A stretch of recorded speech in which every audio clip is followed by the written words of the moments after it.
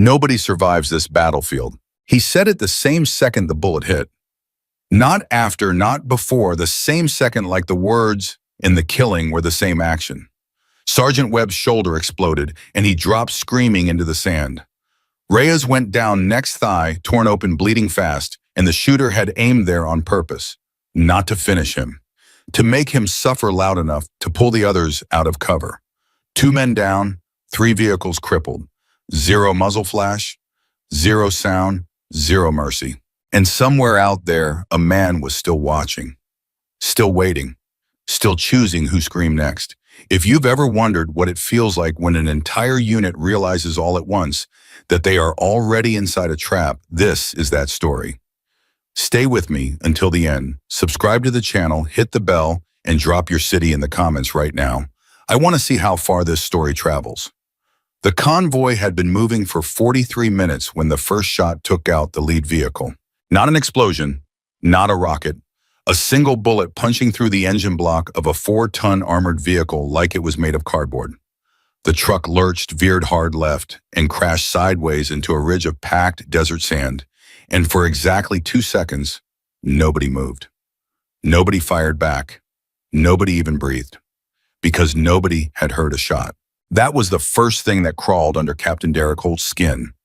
In 12 years of combat deployments, 3 in Afghanistan, 2 in Iraq, 1 that didn't officially exist and still kept him up at night, he had never experienced that. You always hear something, a crack, a distant pop, the whip of supersonic passage, something. There is always something. There was nothing. Contact left, someone screamed from the back of the second vehicle, and then the world tore itself apart. The second shot came 3 seconds after the first, and it hit Sergeant Marcus Webb in the shoulder, spinning him completely around before dropping him behind the vehicle's rear wheel well. Webb was 6'2" and built like a man who had been constructed specifically to absorb punishment. He hit the ground like a bag of wet concrete, and the sound he made, that short, surprised grunt, was somehow worse than a scream would have been. Webb is down. Webb is down. Where is it coming from? I don't have eyes on. Get down, get down, get down. Holt was already moving his body, reacting before his mind had fully processed what was happening. He dropped behind the second vehicle, pressed himself against the passenger door, and pulled his radio to his mouth. All units, this is Holt. We are taking precision fire, unknown origin. Break formation now. Get behind hard cover. Do not cluster. Do not. The third shot hit Corporal Danny Reyes in the thigh, and Reyes screamed. A real scream, not the restrained noise of a man trained to stay quiet. A raw, torn-open sound that echoed off the rocky ridgeline and came back at them like a taunt. Holt looked around at his unit. 12 men, 3 vehicles, 1 destroyed, 1 disabled, 1 still running, but exposed on open ground. His radio was giving him static on the long-range channel. Short range was working, but that was only useful for talking to his own people. And right now, his own people were bleeding and scared and asking him questions he did not have answers to. Private First Class Hami Okafor crawled up beside him, breathing hard, his rifle pressed against his chest. Okafor was 22 years old and had been deployed exactly once before, and right now he looked like every year of his age had been stripped away, and he was about 12. Captain, he said, where is it coming from? I'm working on it. Because Reyes is bleeding bad, sir, and Webb. I said I'm working on it, Okafor. The young soldier went quiet. Holt pressed his back against the vehicle's door and closed his eyes for 1 single second. Not in surrender, not in prayer, just to hear, to listen, to feel the geometry of the situation without the noise of panic clouding it. The wind was coming from the northwest, roughly 18 miles per hour, gusting to 25. The sun was 3 hours past noon, putting it low and behind them. The terrain around them was a flat basin. They were in a bowl surrounded by elevated ground on 3 sides. The northern ridge was the highest point. The eastern rise was about half that. The southern terrain was flat and open all the way to the horizon. He opened his eyes. Vasquez, he said quietly. Specialist Anna Vasquez. His best-trained observer materialized from behind the front wheel of the third vehicle. She was low-moving in a controlled crawl that would have looked almost casual if her face hadn't been completely white. Sir, Northern Ridge, I need eyes. Full sweep. Don't stand up. Don't expose your head. Use the mirror scope. and sweep left to right from the ridgeline down. Copy. She was already moving. Holt keyed his radio again. All units sound off. Who is mobile, who is down? The responses came in ragged and overlapping. Webb's shoulder wound stable but not mobile. Reyes' thigh losing blood needed a tourniquet yesterday. Corporal Huang Minor shrapnel from the first vehicle's engine fire still operational. The rest of his 9 men were physically intact, but pinned completely, absolutely pinned behind the wreckage of 2 vehicles and a rocky outcrop that wasn't nearly as thick as it looked. Sergeant First Class Roderick "Rod" Calloway crawled up to Holt from the other side, keeping his head below the vehicle's doorframe. Calloway was 41 years old and had the kind of face that looked like it had been through weather. He was the calmest man Holt had ever served with, which made it significant that right now he looked genuinely troubled. "Derek," he said, using Holt's first name, which he only did when things were genuinely bad. "I've been watching the dirt." "What about it?" "The impact patterns. Webb's shoulder, Reyes' thigh. Those are not the same angle. Webb's shot came steeper, more from above. Reyes' shot was flatter, more direct." Holt felt something cold move through him. "You're saying there are 2 shooters?" "I'm saying the physics don't work for one person unless they move between shots in about 2.5 seconds, which nobody does at over 1,000 yards. Holt stared at him. "You're sure about the distance?" "Reyes' thigh. Entry wound, no exit. That bullet slowed down significantly before impact. We're talking serious range. At least 1,000 yards, maybe more." The radio crackled, and then a voice came through that didn't belong to anyone in Holt's unit. It was clear, accented slightly, but not heavily, and completely without urgency. The kind of voice that belongs to a man who has already decided how this ends and is simply waiting for reality to catch up. "Nobody survives this battlefield." Silence. Then from one of his men, Holt never found out who, a voice barely above a whisper. "What the hell was that?" Calloway's jaw tightened. "They're on our frequency." "Which means they've been listening to us," Holt said, "since before the first shot." The implications of that settled over the unit like the desert heat, heavy, inescapable, pressing down on everything. Someone had their frequency. Someone had known their route. Someone had planned this not as an ambush of opportunity, but as a deliberate engineered kill zone with a specific target list. And they were already inside it. Vasquez's voice came back over the short range. "Sir, Northern Ridge, I'm not seeing anything. No muzzle flash signature, no thermal shimmer, no movement along the ridge line or below it for about 400 yards down the slope." "Eastern rise," Holt said. "Already on it." A pause. "Nothing, sir. I'm telling you, I am not seeing a shooter position anywhere in elevated terrain." "Keep looking." "Sir, keep looking." Calloway was watching him. "Derek, if they're not on the high ground..." "They're on the high ground. They have to be. At this range, at these angles, you cannot make these shots from a depression or a flat surface. It's physics." Reyes's angle said otherwise. Reyes's angle said that there might be 2 different shooters at 2 different elevations, both of which could still be on elevated ground. This is a 3-sided bowl. There are 400 possible positions along those ridge lines, and I'm not going to start accepting that this is impossible until I've eliminated every possible. Calloway nodded slowly. "Fair enough. But while we're doing that, the 4th shot hit the 3rd vehicle's front tire. Not the engine, not the windshield, not any of the men crouched around it. The tire. A precision hit that blew the rubber out completely and dropped the vehicle's front end into the sand. Nobody had been hurt. That was the point. Nobody had been hurt on purpose.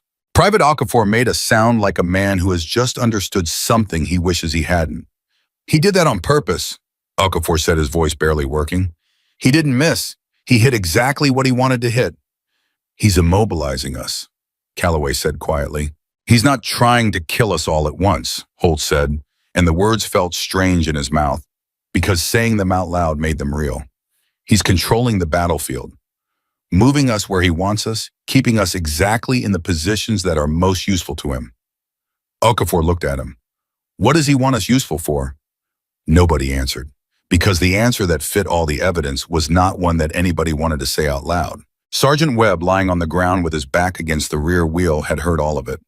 Despite the blood seeping through the field dressing that Corporal Huang had slapped over his shoulder wound, despite the pain that had to be considerable, his voice was steady. "He's bait fishing," Webb said. "He pins us down. We call for help, help arrives, and he has more targets in a more concentrated kill zone. Holt looked at his radio. He had been about to call for air support. It was the obvious move, the trained move, the correct move under normal circumstances. He put the radio down without keying it. Nobody calls for extraction, he said. Nobody calls for support. Not yet. Sir, said Corporal Huang from 3 feet away, gesturing at Reyes, who was now very pale and very still. Reyes needs. I know what Reyes needs. I also know that if we call in our position right now and a helicopter comes in over those ridge lines, whatever is up there is going to turn that helicopter into a fireball, and then we'll have whatever crew is on that bird to add to our casualty count. He paused. Get Reyes behind the secondary defilade and get that tourniquet tighter. We have time. Not a lot, but we have time. They moved Reyes, slowly, carefully, with 2 men keeping their bodies between him and the ridgeline at all times, using the wrecked lead vehicle as a screen. Reyes was conscious but fading, making soft sounds that weren't quite words. He was 24 years old, and he had a daughter back in San Diego who was 3.5 years old, and whose name was Camilla. And Holt had seen the photo on Reyes's phone screen approximately 900 times. He thought about Camilla very briefly and then put the thought somewhere dark and locked and turned back to the problem. Vasquez, anything. Nothing on the ridge, sir. I expanded my search. I went out to 1,500 yards from our position on all elevated terrain. I am not finding a shooter. That's not possible. I know, sir.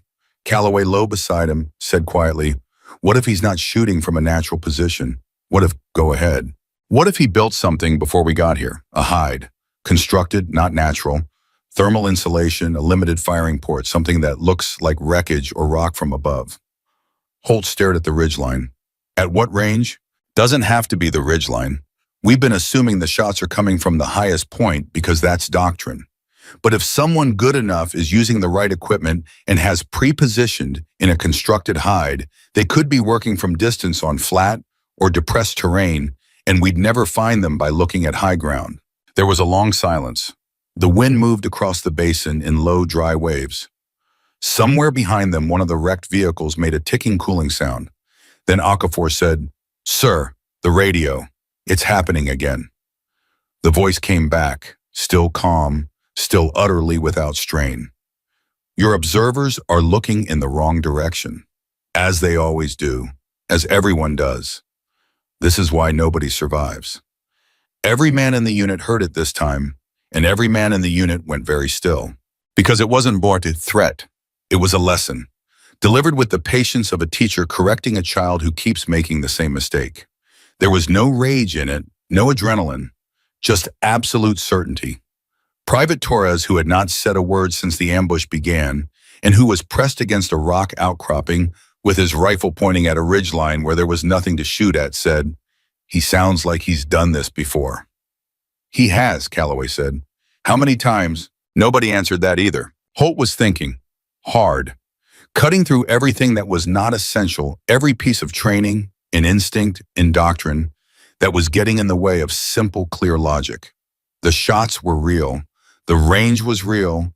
The angles were real. The sound had been essentially nothing, which meant suppressed, which meant purpose-built suppression at extreme range. The enemy was using a radio frequency they should not have had access to. They had watched the convoy approach, selected their targets, planned their progression. He knew where we were going, Holt said suddenly. Calloway looked at him. He knew our route, our frequency, our unit composition. He let us get to this exact point, this bowl, this basin, before he fired the first shot. That's not luck, and that's not coincidence. Someone told him we were coming. The silence that followed was a different kind. Not the silence of people who don't understand. The silence of people who understand too well. Sir, Vasquez said over the radio, I think, sir, I want to try something. I want to expose a helmet, just a helmet on the end of my rifle barrel, over the lip of the vehicle. Vasquez, give me 30 seconds, sir. I want to see the shot. If he reads it as a target, he won't. He's been choosing his shots. He's not spraying. He knows the difference between a helmet on a barrel and a head. Holt thought about it for exactly the amount of time it deserved, which was about 3 seconds. 30 seconds. Mark. Vasquez's helmet appeared over the edge of the vehicle's chassis, wobbling slightly on the barrel of her rifle. The seconds stretched. The wind pushed dust across the basin floor. Nothing happened. She pulled the helmet back. He didn't shoot, which means he's still watching. Yes, sir. But more importantly, I watched the direction of the dust when the wind gusted. I watched the heat shimmer, and I watched something else. A pause. There's a section of destroyed equipment about 1,200 yards out at bearing 045.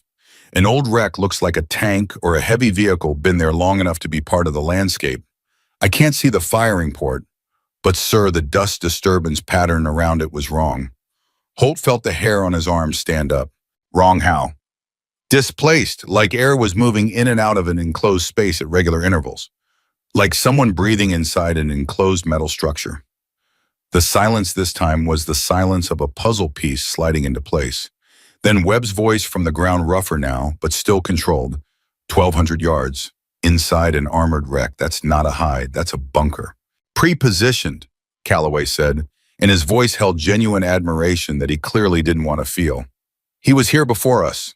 He drove that wreck into position, established his firing lane, set up his thermal insulation to defeat drone scans created his hide weeks or months ago. And he waited. All of that, Torres said slowly, for us specifically. Holt did not answer. He was staring at bearing 045, 1,200 yards out, at a piece of wreckage that looked like it had been there for years. His radio crackled. The calm voice returned for the third time. You're getting warmer, but understanding the problem and solving it are very different things. You have no angle. You have no asset capable of this shot. And in approximately 9 minutes, your wounded man runs out of time. A brief pause. This is not personal. It is simply mathematics. Holt stared at the radio. Then he looked at his men, at Reyes, pale and fading, at Webb, jaw locked against the pain in his shoulder, at Vasquez and Calloway and Torres and Okafor, all of them looking at him with the particular expression of people who are running out of options but haven't run out of belief yet. He keyed his radio, not the long-range channel, a different frequency, a secondary asset channel that was supposed to be used only for specific resource requests. His voice was completely steady. This is Captain Derek Holt, Operational Unit 7, requesting emergency precision fire support. We have a confirmed shooter position at approximately 1,200 yards bearing 045 inside a destroyed armored vehicle. We need a long-range precision asset capable of a shot into a restricted firing port at that distance in crosswind conditions. He paused. I need whoever we have available. Right now, whatever we have. Static. Then a voice he had never heard before. Female. Young but completely unhurried, like someone checking items off a mental list. Captain Holt, this is Cross. Lena Cross, long-range precision. I'm 40 seconds out from your position on foot. Do not signal my approach. Do not change your positions. And please do not let any of your men shoot at me when I come around the south end of your vehicle line. Holt blinked. Say again your position. 40 seconds. And Captain, tell your observer at the vehicle chassis that her dust analysis was correct. He is inside that wreck. But she missed the secondary exhaust port on the northeast-facing side, which is where he's actually cycling air. His firing port is 4 inches wide, and he cycles it every time he prepares to fire. That's your window. The radio went silent. Calloway was staring at Holt. Who is that? I don't know, Holt said honestly. She sounds like she's 20 years old. She sounds like she knows where the exhaust port is. 40 seconds later, a figure came around the south end of the vehicle line in a low, fast crawl, compact, efficient, no wasted movement, and settled in behind the rear wheel of the middle vehicle. She was wearing desert camouflage that had been modified in ways Holt couldn't immediately identify, carrying a rifle that he could identify. And that made his eyebrows rise involuntarily because it was a purpose-built, extreme-range precision system that cost more than most people's houses. She looked at him. 20s, maybe 25, 27. Dark eyes behind a pair of small, high-quality optics clipped to a head mount. No expression he could read. No visible tension anywhere in her body. Lena Cross, she said like she was confirming an order. I heard your unit was pinned. I was 200 yards behind you running a parallel scan when the first shot hit. You were already here, Holt said. I was already here. Following us. Watching the terrain ahead of you. It's what I do when a unit moves through ground I don't like the look of. She paused. I didn't like the look of this ground. Calloway said, what ground do you like the look of? She glanced at him once briefly, then back to Holt. Tell me what you know about the hide. Holt told her, all of it including Vasquez's dust analysis and the voice on the radio. Cross listened without interrupting, her eyes moving as he spoke, tracking, calculating, working something through her head that she wasn't sharing yet. When he finished, she said, he's been in that hide for at least 8 hours, possibly longer. The body temperature differential between him and the surrounding metal will be significant enough for a thermal read, but he knows that, which is why the exhaust cycling is passive rather than mechanical. He's managing his signature. She paused. He's very good. Can you make the shot? Holt asked. She looked at him for a moment, not offended, not uncertain, like she was deciding something about how much to say. The shot is not the problem, she said finally. The shot is the easy part. Okafor, who had been listening from 3 feet away, made a sound that might have been a laugh under completely different circumstances. 1,200 yards into a 4-inch port is the easy part. Cross looked at him. Yes. She turned back to Holt, and in her face was something that was not arrogance, but was adjacent to it, the absolute calm of a person who has found the exact intersection of what they were built to do and what the situation requires. The problem, she said, is the wind.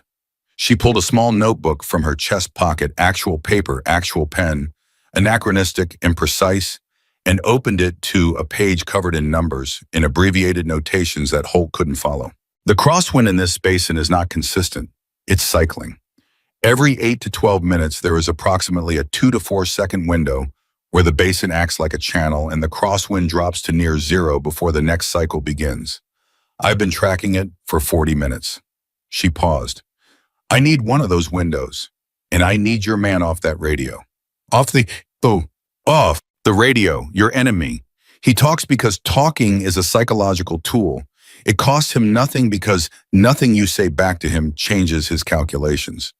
But if you talk to him, if you keep him engaged, there is a small but real possibility that he cycles his firing port to line up on your position during the conversation. She looked at Holt steadily. And if his port is open during the wind window, this ends. Calloway said slowly, you want to use the radio transmission as a distraction. I want to use the radio transmission as a trigger, she corrected. There's a difference.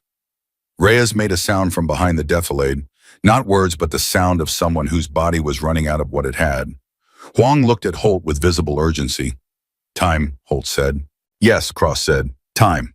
She was already moving to her position, not the obvious spot, not where any of his trained men would have gone, but a low angle along the vehicle's chassis that looked completely inadequate, and that she settled into with the ease of someone getting into their own bed.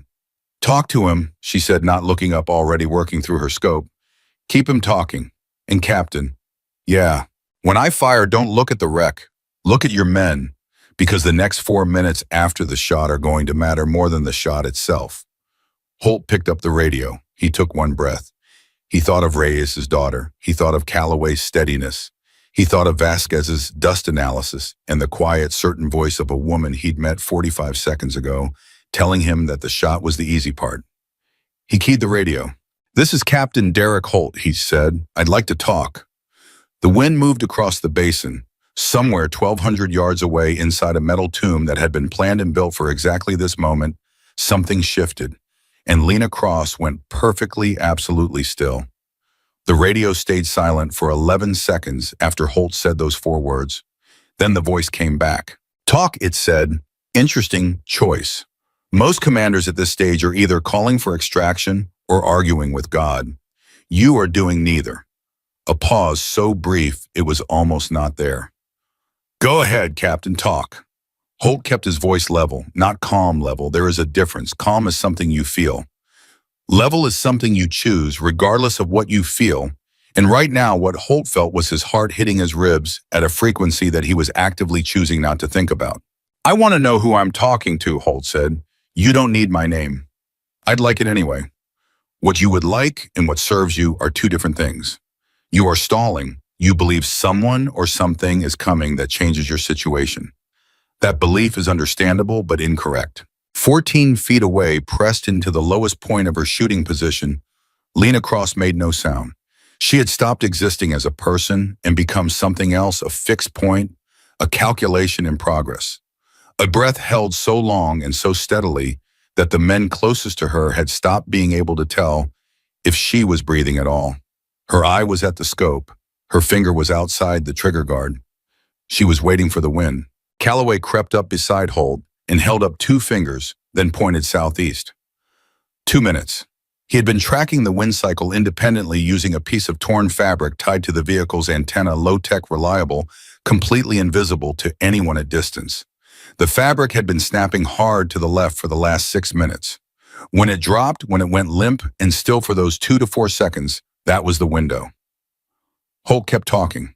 "You said this isn't personal," Holt said into the radio, "that it's mathematics." "Correct." "Then explain the math to me." "Because from where I'm sitting, you had clean shots on 4 of my men and you only wounded 2 of them. That's not a kill ratio that fits a man in your position." Silence. Longer this time. 4 full seconds, which in this context was an eternity. "You're more observant than your predecessors," the voice said. "That is noted." "Predecessors," Holt repeated. He glanced at Calloway. Calloway's expression didn't change, but something moved behind his eyes. The word hung in the air between them like smoke. "How many units have come through this basin?" Holt asked. "Enough," the voice said. "The number is not relevant to your situation." "I think it is. I think you've been here a long time, and I think you've done this more than once. And I think the reason you are still talking to me instead of finishing this is because talking is part of it. Part of the methodology. You want us to understand what's happening to us." Holt paused deliberately. "That's not mathematics. That's something else." Another silence.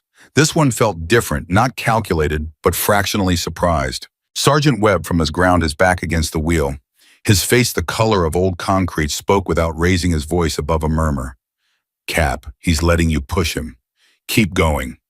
Corporal Huang crouched 2 feet from Webb and monitoring his dressing shot Webb, a look that said very clearly to stop talking and conserve blood volume. Webb ignored it the way Webb ignored most things that conflicted with what he thought needed doing. Private Torres, at the eastern edge of the vehicle line, had his rifle up and his eye on the ridgeline and had not moved in 9 minutes. Not because he expected to see anything, because keeping his rifle on the ridgeline gave him something to aim at in a situation where aiming at the actual threat was not possible, and he needed to aim at something or he was going to come apart. Private Okafor was the one who noticed it first. "Sir," he said, barely audible, tapping Holt's arm twice. "The fabric." Holt looked. Calloway looked. The torn fabric on the antenna was dropping. Not all the way, it was hanging at half-mast, fluttering weakly, the hard snap gone out of it. The crosswind was cycling down. Not there yet, but coming. Holt talked faster. "You said nobody survives this battlefield," he said into the radio. "But your methodology keeps 2 of my men alive and wounded instead of dead. Which means surviving or not surviving is a choice you're making, not an outcome of the math. Which means you decide who lives and who doesn't. A beat. That means you could decide to let us walk out of here." The voice on the radio for the first time made a sound that was not a word. It was brief, almost nothing. An exhale through the nose, a half sound that in a different setting might have been the beginning of a laugh. "You are trying to find my humanity," it said. "There is admiration in the attempt, but you are operating under a flawed assumption, Captain. I am not withholding death. I am delivering it in the sequence that serves the objective. Your wounded men are anchors. They prevent rapid movement. They consume resources and attention. They are more valuable to my purpose alive than dead." Another pause. "This is the mathematics you asked about." Torres at the eastern edge exhaled slowly through his mouth. He didn't say anything. He didn't have to. Okafor said under his breath, "He's using Reyes as bait." "We knew that," Calloway said quietly.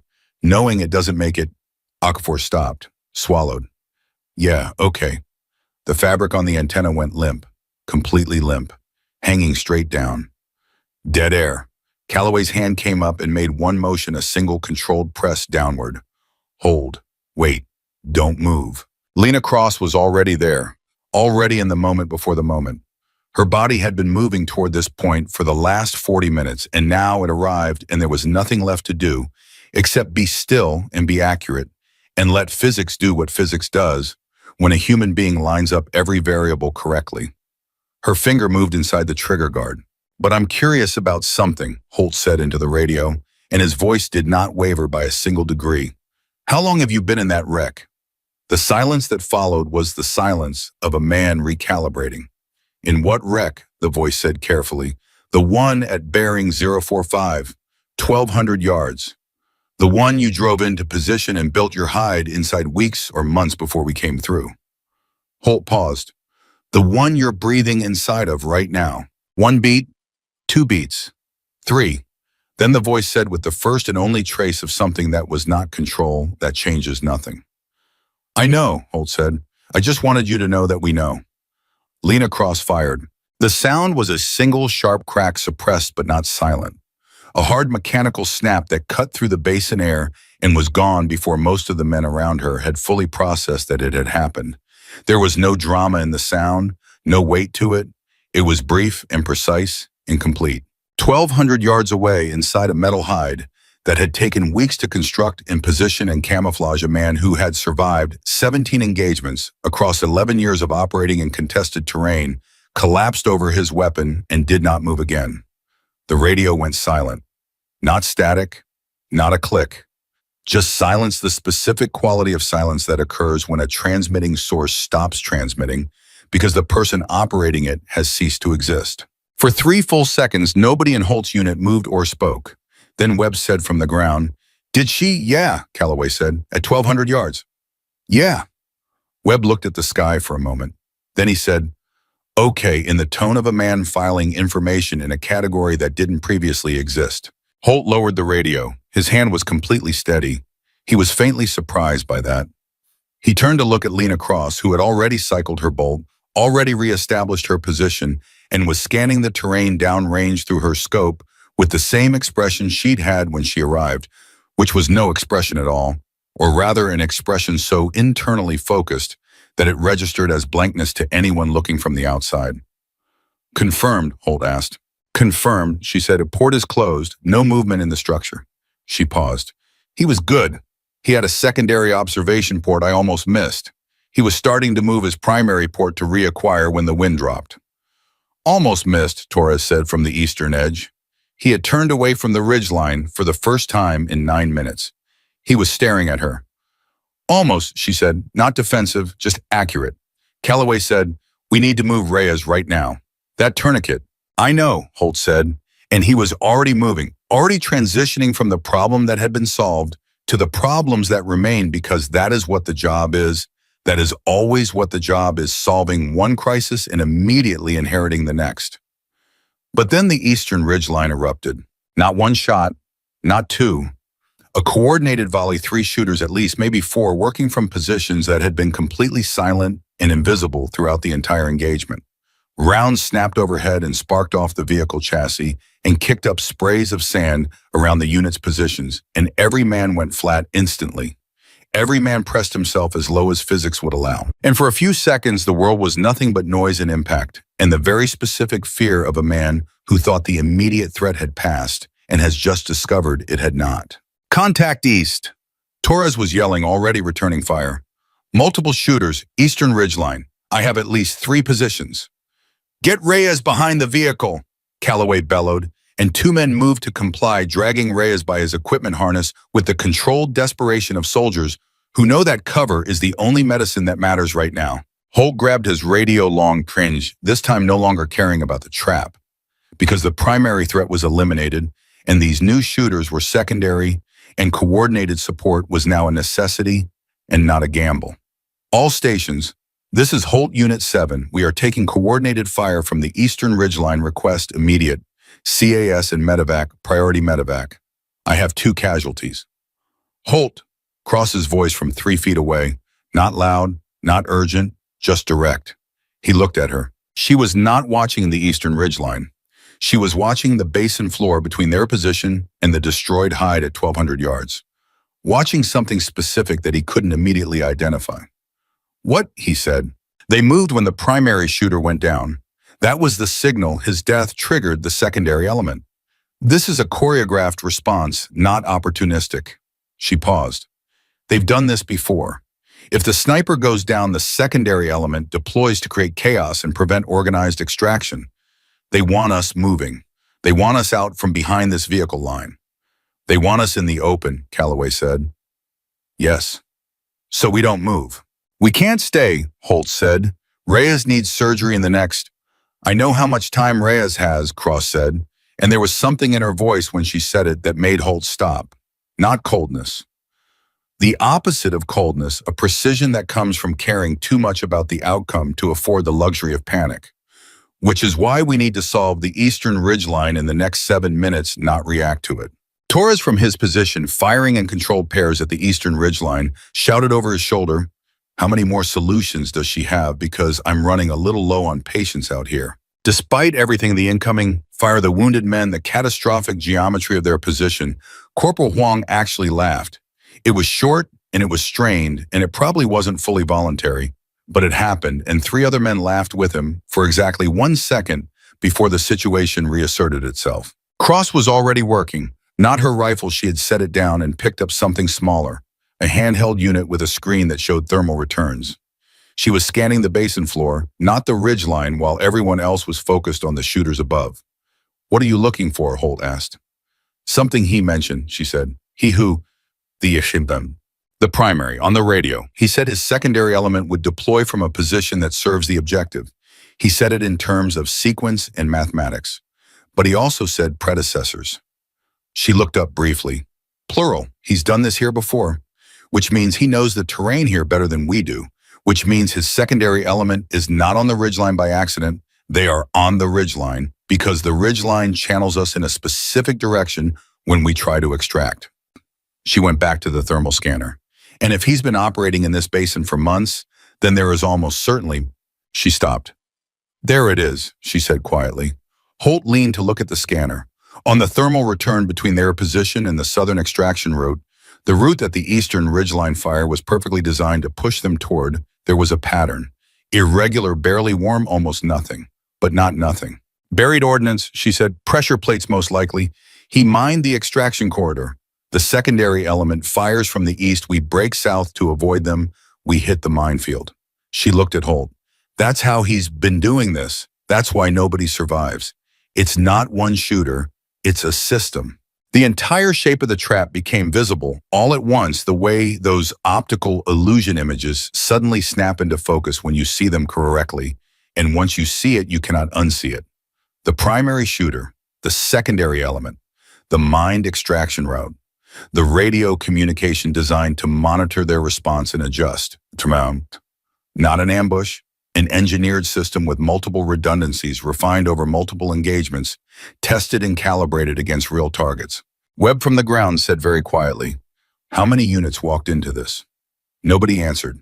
The answer was implied by the word predecessors and by the careful, patient engineering of a kill system that had obviously been used more than once and adjusted each time. Somewhere in this basin, there were stories that would never be told, and everyone in Holt's unit understood that at the same moment and chose not to say it out loud because saying it out loud served nothing. "Can you clear the minefield from here?" Holt asked. "No, but I don't need to clear it." Cross set down the thermal scanner. "I need to use it." Calloway looked at her. "Use a minefield." The secondary element on the eastern ridgeline is coordinated, but they are not the primary threat now. They are the herding mechanism. They are designed to move us, not kill us directly. If we redirect them, if we give them a reason to move toward the minefield corridor instead of us. She stopped herself.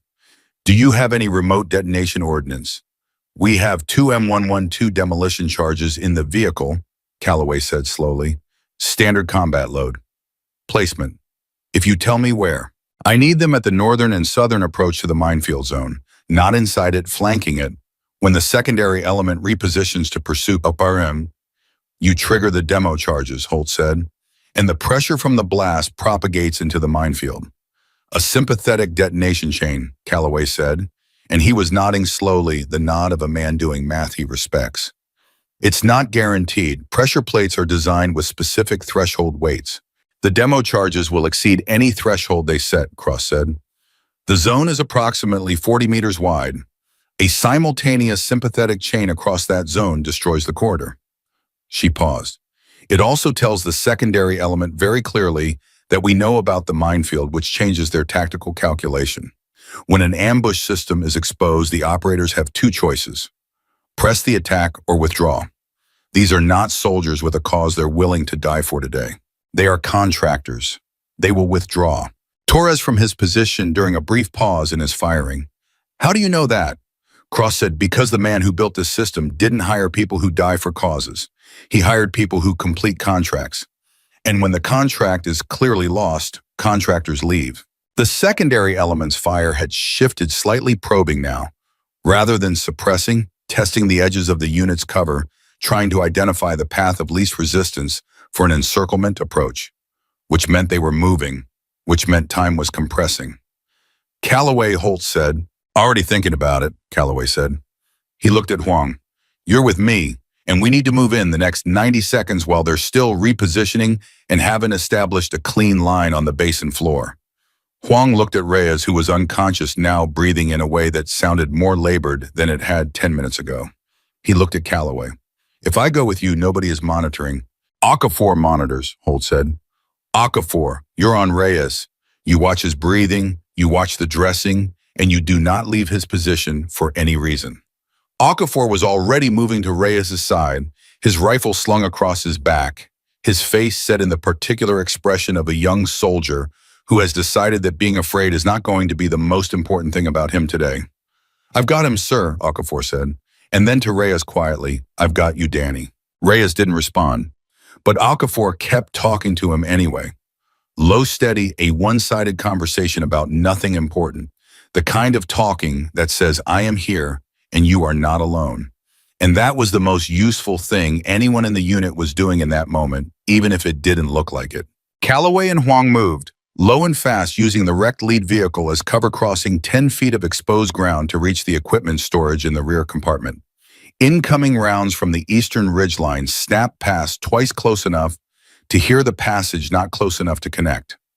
Calloway moved like a man who has stopped calculating risk and started calculating timing, which is a different and more effective mental state under fire. Holt watched them go and then turned to Cross. If this doesn't work, it will work, she said. Not arrogance. The same flat certainty she'd carried since she arrived, the certainty of a person who has done the math completely and is no longer interested in doubt. But if it doesn't, then we adapt. She looked at him directly. That's always the answer, Captain. You adapt. You don't have a plan B because plan B means you've stopped committing to plan A. You have a plan A and you have the ability to adapt when reality changes. That's it. That's all there ever is. Holt held her gaze for a moment. He had met a lot of people in 12 years of doing this, a lot of capable people, a lot of brave people, a lot of people who were very good at performing confidence under pressure. Lena Cross was not performing anything. There was no performance layer.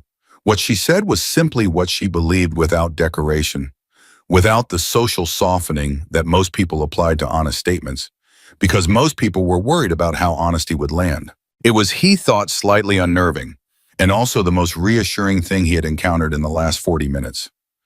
Vasquez, he said. Sir. When Calloway places the charges, I need you on the detonator, on my call. Understood. Torres, still firing from the east position, called back. They're moving. I've got two positions shifting north and along the ridgeline. They're trying to flank. How long? Holt called. 3 minutes before they have an angle on our eastern exposure, maybe less. 3 minutes. Calloway needed 90 seconds to place the charges. Vasquez needed 30 seconds to set the detonator. The detonation needed to happen before the secondary element completed their flanking approach. The math was tight, but it was workable. It was workable if nothing else went wrong. The radio crackled. Not the voice, the primary was gone. The calm voice was gone forever. And some part of Holt registered that fact was something complicated that wasn't grief and wasn't satisfaction, but lived somewhere between the two. What came through was not a voice, but a tone, a repeated signal. 3 pulses, a pause, 3 pulses again. Cross heard it. Her head came up sharply. That's a recall signal, she said. Holt looked at her. Recall. They're being called back. Someone is signaling the secondary element to disengage. She was scanning the terrain again, looking for the source. The primary didn't just operate alone. There's a command element somewhere with visibility on this engagement. And they just decided the mission is over. Why, phew, Calloway's voice from where he was placing the second charge, breathless and controlled. Why would they pull back now? They had us. They had us before the primary went down, Cross said. After the primary, we became a different kind of problem. We became a unit that found the hide and made the shot and is now actively dismantling the trap. That changes the risk calculation for whoever is running this operation. She paused. They're cutting their losses. Torres from the east. Movement on the ridgeline. They're pulling back. Both positions are pulling back. The firing stopped. Not gradually. All at once, the way a machine stops when the power cuts. One moment the rounds were coming in, and the next moment the basin was completely, absolutely silent, except for the wind and the sound of Reyes breathing, and Okafor's voice talking quietly about nothing at all. Holt stood up slowly. Not fully upright habit instinct, the body's refusal to trust silence completely, but up enough to see over the vehicle's hood. The eastern ridgeline was empty. No movement, no sound, nothing. Sir, Vasquez said, they're gone. Holt looked at Lena Cross. She was not looking at the ridgeline. She was looking at the southern basin floor at the minefield zone she had identified on the thermal scanner, still and invisible beneath the desert surface. They'll be back, she said quietly. Not a threat, not a prediction made for effect. Just a statement of what she believed to be true. Not today, not this unit. But whoever ran the command element, whoever sent the recall signal, they won't abandon an asset this sophisticated. They'll reposition. They'll rebuild. We'll report the location, Holt said. The hide, the minefield, the frequency. Intel gets all of it. Yes, she said, do that. A pause. It won't be enough, but do it anyway. Calloway came back breathing harder than normal, a thin line of blood along his forearm from a rock fragment that had caught him during the charge placement. He looked at it briefly and dismissed it the way Calloway dismissed things that weren't significant. He looked at Reyes. We need the medevac now, he said. Right now, Derek. Holt was already on the radio, long range, no longer suppressed, speaking with the directness of a commander whose emergency is no longer about concealment but about speed. And while he spoke, while Vasquez and Torres began the controlled process of securing their perimeter, while Huang went back to Reyes and Okafor kept talking quietly to a man who couldn't hear him, Lena Cross picked up her rifle, checked her equipment with the methodical calm of a person completing a familiar routine, and looked out across 1,200 yards of desert at a destroyed metal wreck that looked from this distance like nothing at all. She stood there for a long moment, not in triumph, not in relief, in something quieter and more permanent than either the specific stillness of a person who has done exactly what they came to do in the exact way it needed to be done and is now simply accounting for what it cost. Webb's voice from the ground, rough but steady. Hey, Cross. She looked at him. Good shot, he said. She held his gaze for a moment.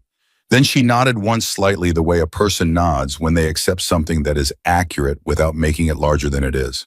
And that was all. The medevac was 12 minutes out. The basin was quiet. The sun was dropping toward the western horizon, painting the desert in shades of copper and ash. And somewhere under that ground there was a minefield that nobody would see coming unless they already knew it was there. Holt finished his radio call and stood with the handset at his side and looked at his unit. The ones standing, the ones down. The ones doing the quiet and essential work of keeping each other alive, and felt the weight of the last hour settle into his bones the way it always did. The weight of everything that had almost happened, pressing against the fact of everything that hadn't. Not yet. Not today. He looked at Lena Cross. She was already watching the horizon. The medevac came in 12 minutes and 40 seconds after Holt's call, and those 40 extra seconds felt like a physical thing, something with mass and temperature that pressed down on everyone who was watching Reyes breathe. He was still breathing when they loaded him. That was the only thing that mattered, and everyone knew it, and nobody said it out loud, because saying it out loud would have meant acknowledging how close the margin was, and none of them had the capacity for that acknowledgement right now. Okafor held Reyes' hand until the last possible second, until the medic physically moved him aside with the firm but not unkind authority of someone who needs the space to do their job. Okafor stepped back and watched them work with his hands open at his sides and his face doing something complicated that he was clearly not fully in control of. Webb went out on the same bird shoulder wound stabilized, but requiring surgical intervention that the field dressing couldn't provide. He argued about it. Of course he argued about it. This was Webb, who had once finished a training exercise with 2 cracked ribs, because he had decided that reporting them would be, in his exact words, an inefficient use of everyone's time. The flight medic won the argument by the simple method of not engaging with it and loading Webb onto the stretcher with the practiced efficiency of someone who had heard every version of "I'm fine" and had stopped being impressed by any of them. Before they closed the door, Webb looked at Holt. "Find out who ran the command element," he said. His voice was rough from blood loss and controlled pain, but the words were clear. "Find out and don't let it go." "We won't," Holt said. The helicopter lifted. Holt watched it until it was a sound, and then until the sound was gone, and then he turned around and looked at what remained. 7 men, 2 vehicles, 1 functional, a basin full of things that had tried to kill them and hadn't quite managed it, and Lena Cross standing 20 feet away from everyone else, her rifle across her back, writing in her notebook with the focused quiet of someone completing a report. Calloway appeared at Holt's shoulder. "Intel team is 40 minutes out. They want the hide secured and the minefield marked before they arrive. Torres and Huang on the marking. Nobody within 10 meters of the minefield boundary. Already told them." A pause. "She's writing up her shot data." Holt glanced at Cross. "I know. She logged everything, wind speed cycle, interval firing, port dimensions, distance correction, all of it, while we were in contact." Calloway said it without inflection, which was the Calloway version of being deeply impressed. "She was tracking data during the engagement. She knew she'd need it?" "For what?"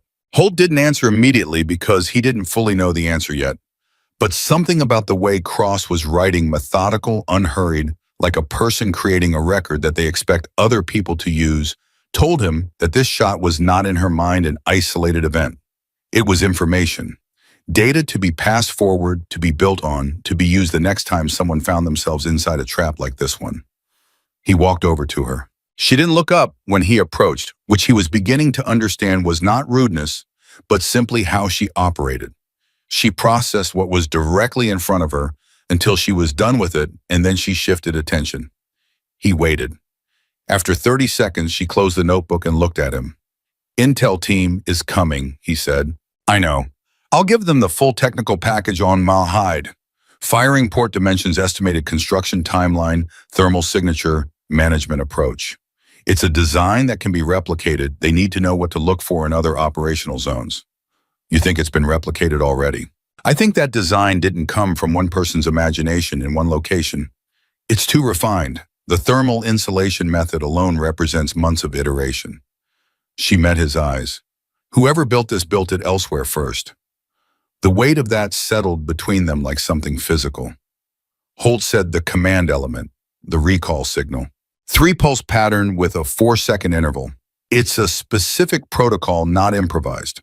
Whoever sent it has a standardized communication system with the field teams. That's not a local operation, Captain. That's infrastructure. "You've seen this before," Holt said. Not a question. Cross looked at him for a moment. Then she said, 14 months ago, Eastern Sector, different terrain, different unit, same system signature. That unit lost 4 people before they located the primary position." She paused. "They didn't have the wind data I had today. They couldn't make the shot."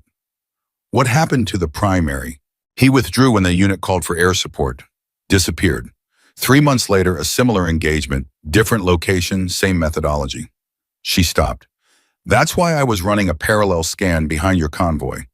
Because when I saw the terrain profile for your route, I recognized the basin geometry. It matched the profile the system prefers, 3-sided elevation with a channeled extraction corridor." Holt stared at her. "You knew this basin was a potential target before we entered it." "I flagged it in my pre-mission analysis. The flag was noted and not acted on."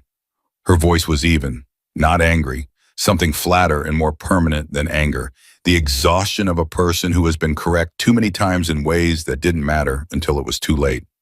"Who did you flag it to?" "My commanding officer, through proper channels." She looked away for a moment at the horizon where the medevac had disappeared. Proper channels have a response time that doesn't match the timeline of people who are trying to kill us. Holt thought about Webb's last words on the helicopter. Find out who ran the command element.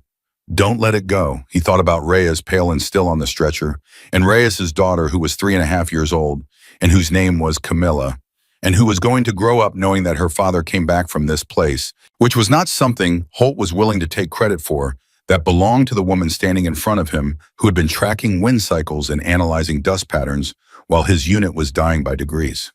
The flag you submitted, he said, 14 months ago, the Eastern Sector engagement. Is that report still active? Technically, practically, it's been deprioritized below 12 other matters that were assessed as higher operational priority. I'm going to change that assessment. She looked at him again. Something moved through her expression. Brief controlled the flicker of a person who has been told things like this before and has learned not to weight them too heavily. I appreciate that, she said. And the way she said it was careful, genuine, but guarded, the way you accept an offer from someone you believe means it, but are not certain can deliver it. Calloway's voice came across the short range. Sir, you need to see this. The intel team hadn't arrived yet, but Torres and Huang had been working their way carefully along the marked perimeter of the minefield using probe rods and the thermal scanner logging positions. Torres had stopped moving. He was standing at the northern edge of the marked zone looking at something on the ground, and the quality of his stillness was different from a man being careful. It was the stillness of a man who has found something he wasn't expecting. Holt covered the distance in 30 seconds, crossed a step behind him. Torres was looking at a section of ground that had been disturbed more recently than the rest. The surface texture slightly different, the compression pattern inconsistent with the surrounding terrain. And in the center of that disturbance, barely visible, was the edge of something that was not a pressure plate. It was a case, small, rectangular, partially buried with a latch that had been designed to be opened from above. That's not ordnance, Huang said. No, Cross said from behind them. It's not. Then what? Don't touch it, Cross said immediately. The directness of it, not sharp, just absolute, stopped Torres's hand before it reached the latch. It could be booby trap, or it could be intentional. He may have wanted it found. Why would he want it found? Torres asked. Because he's been doing this for a long time, Cross said, and people who operate like he did, methodically, intelligently, with genuine belief in what they're doing, they sometimes leave records. Documentation, either as insurance or as a message. Holt looked at the case. Then he looked at Cross. You've seen this before too. Once she said, Eastern Sector, the case they found had coordinates, 12 locations. 11 of them were operational hides, different terrain, profiles, different configurations. Same basic system. A pause. The 12th was a command post location, and that led to nothing actionable before the command post was vacated. She paused again. But we got there eventually. 6 months later, the location was abandoned, but the records they left behind were extensive. She looked at the buried case. He planned to be found. He planned the whole thing, including the ending, including what happens after. The wind moved across the basin. Okafor, 20 feet back, was watching with his arms crossed and his jaw tight, the particular body language of a young soldier trying to process a situation that keeps revealing new layers of complexity precisely when he thinks he's understood it. Sir, he said, if he planned the ending, if he knew we might find him, does that mean... He stopped, started again.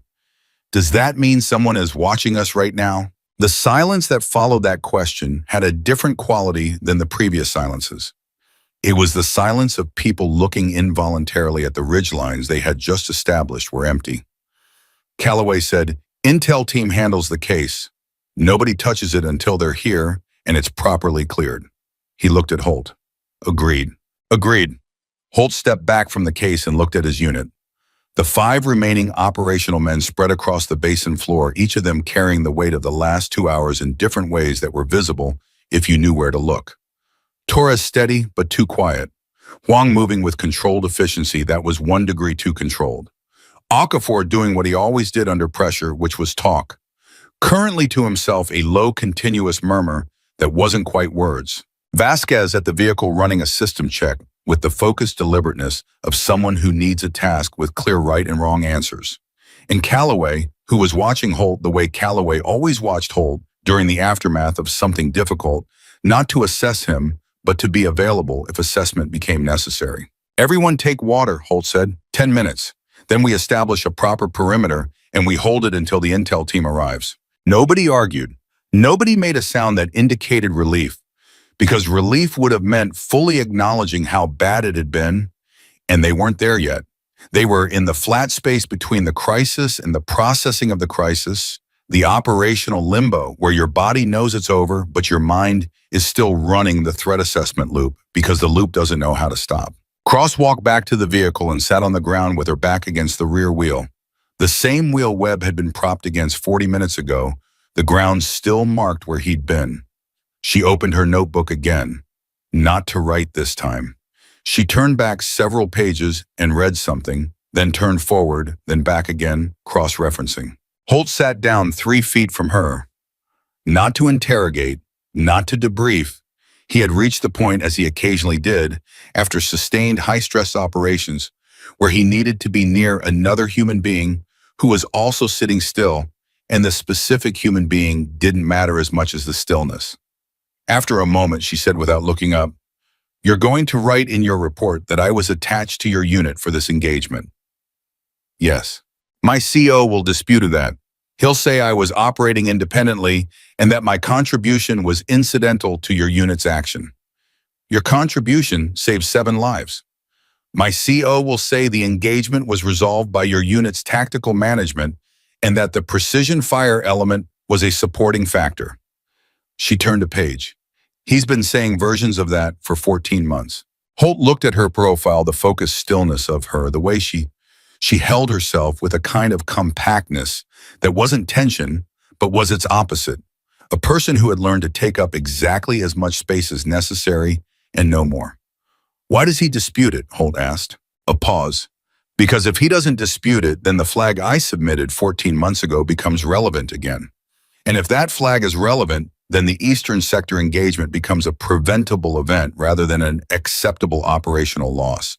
And if it's preventable," she stopped, "then someone is responsible for not preventing it."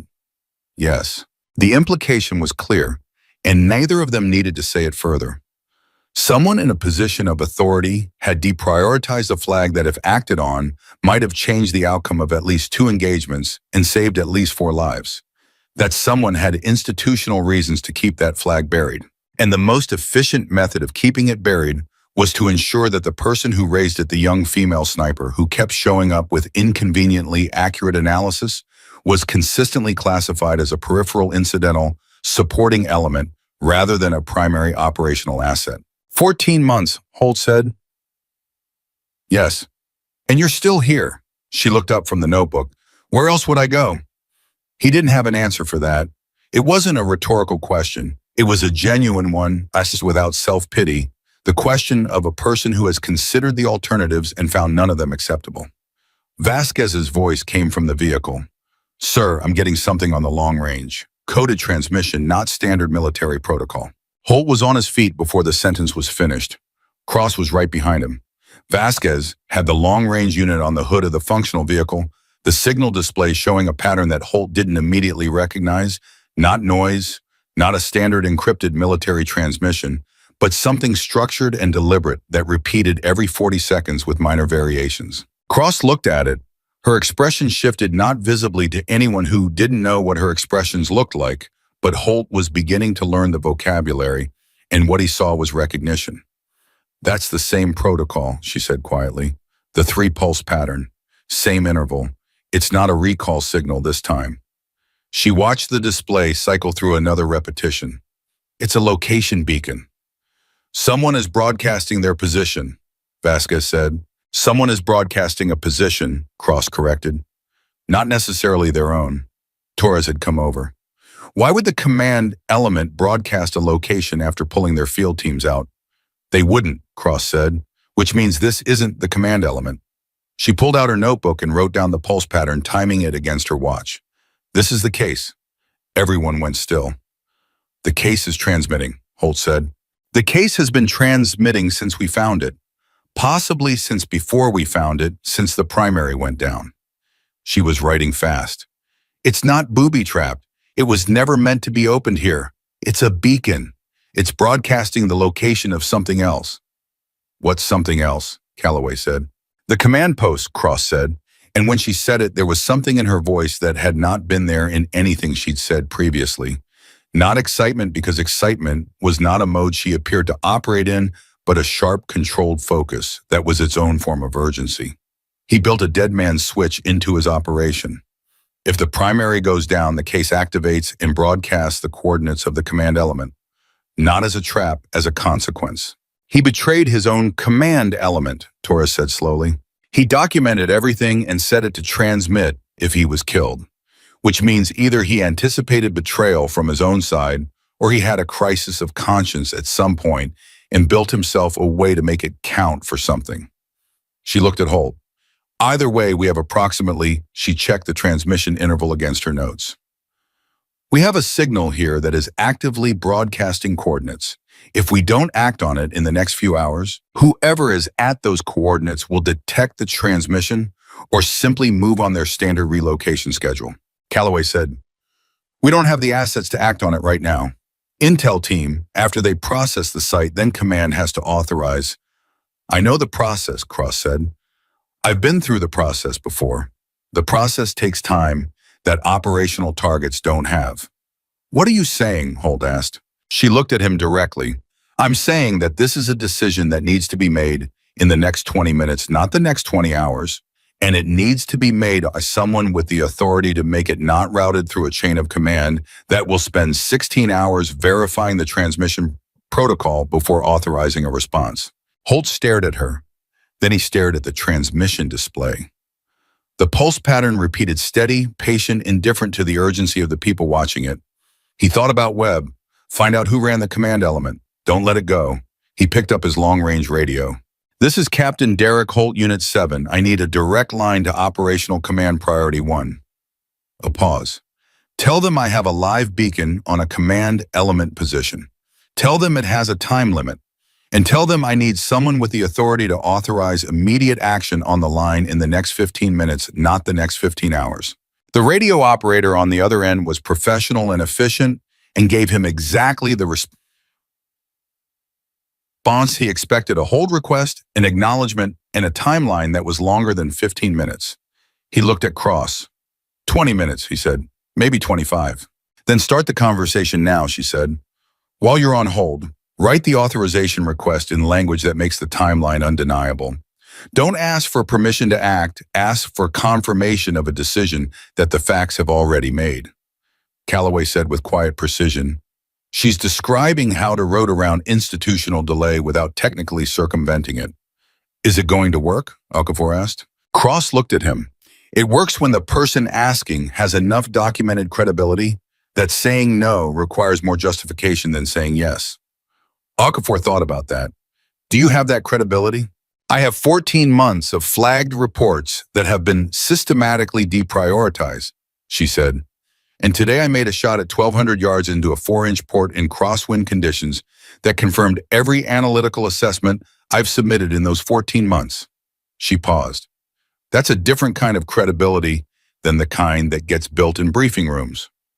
Torres quietly from where he stood, that's the kind that gets built in places like this. Nobody disagreed. The beacon pulsed again. 40 seconds. Steady, patient.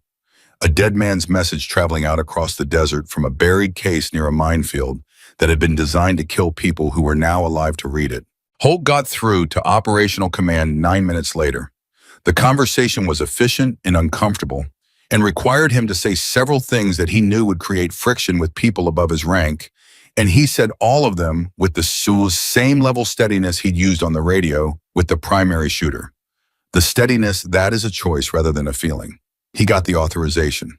Not immediately, it took 4 more minutes of documented, recorded conversation that Vasquez was logging on her end at Holt's signal. But he got it. Contingent on Intel team verification of the beacon signal, subject to coordinate confirmation, authorized for immediate forward transmission to a rapid response element that was within range of the coordinates. When he lowered the radio, Cross was watching him. You got it, she said. Not a question. Contingent. Contingent is enough. Contingent means when the Intel team gets here and verifies the signal, the response element is already staged. She nodded once. That's the part that usually gets lost. The staging. I know, Holt said. The intel team arrived 31 minutes after the call. 4 specialists, a technical forensics lead, and a signals intelligence officer who took one look at the transmission display and confirmed the beacon protocol in under 2 minutes. She had a name for it, a designation, a technical classification that told Cross and Holt both that this was not the first time this protocol had been encountered in this operational theater. The case was cleared, opened, and found to contain exactly what Cross had predicted, coordinates documentation and a handwritten note in 2 languages that the signals officer photographed without reading aloud. Whatever it said, she read it twice and then put the photograph directly into a secure folder without comment. Holt watched her face while she read it. The signals officer was experienced and composed and gave almost nothing away, which made the tiny movement at the corner of her mouth not a smile, not a grimace, something that was both and neither significant in proportion to its smallness. What does it say? Holt asked. The signals officer looked at him for a moment. Then she said, it says essentially that he was tired and that he wanted someone to finish it properly. A pause. And it names the command element by name. 3 individuals, locations, aliases, operational roles. She closed the folder. This is significant, Captain. How significant? Significantly significant, she said, which was the intelligence community's way of saying very without committing to a number. Cross, standing at the edge of the group, said quietly, he knew we'd find the case. He knew the shot would come. He built this whole thing so that whoever made the shot would find the path to the people who sent him. Who sent him? Calloway repeated. He was sent. He was always sent, Cross said. That's what the radio told us if you listened to what he didn't say. He never talked about belief. He never talked about cause. He talked about mathematics and sequence and methodology. He talked like an operator who had been given a problem and was solving it, not like a man who chose this. Torres said, does that change anything, what he did? No, Cross said immediately. What he did is what it was. People are dead because of him.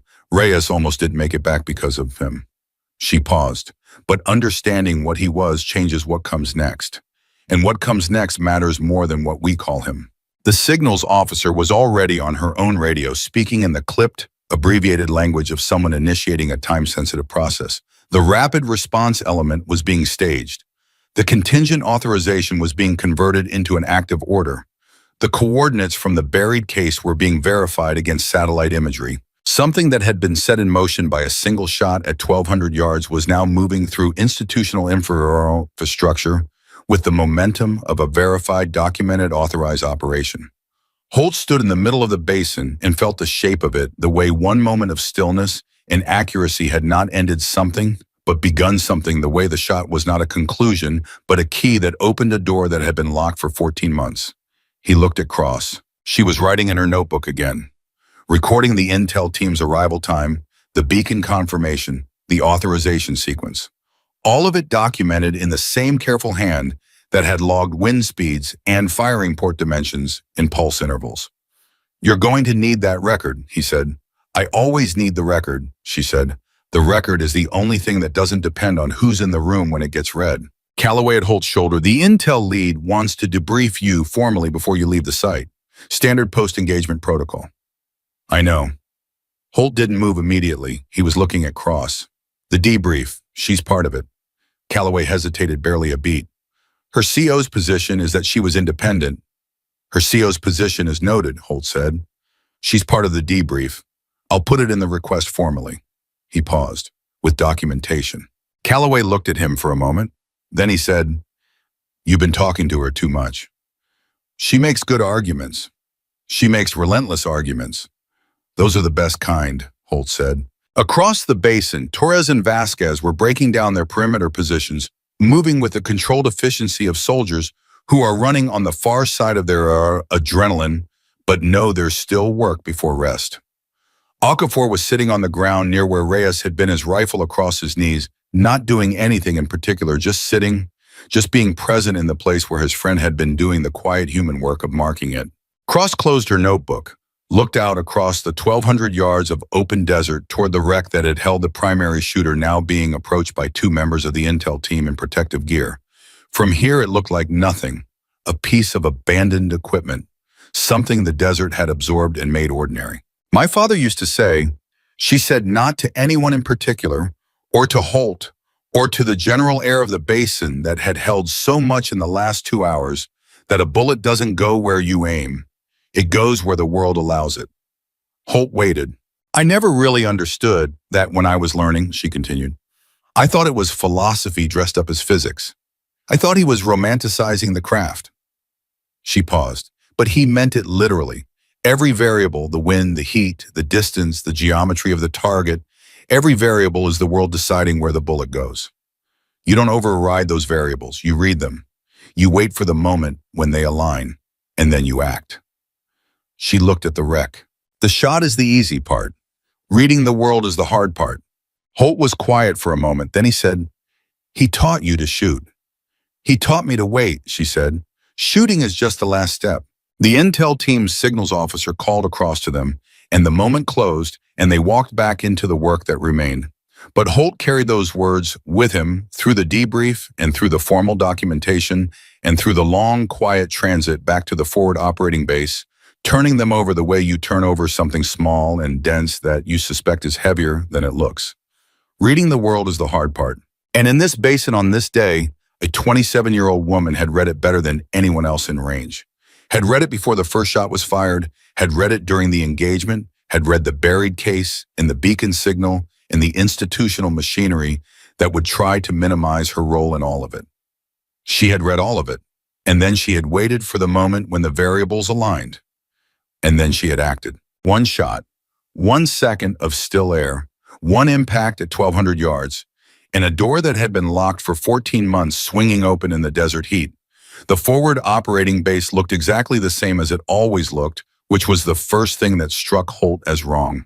2 hours ago, his unit had been dying in a desert basin. Reyes had been bleeding through a field dressing with his daughter's name on his lips.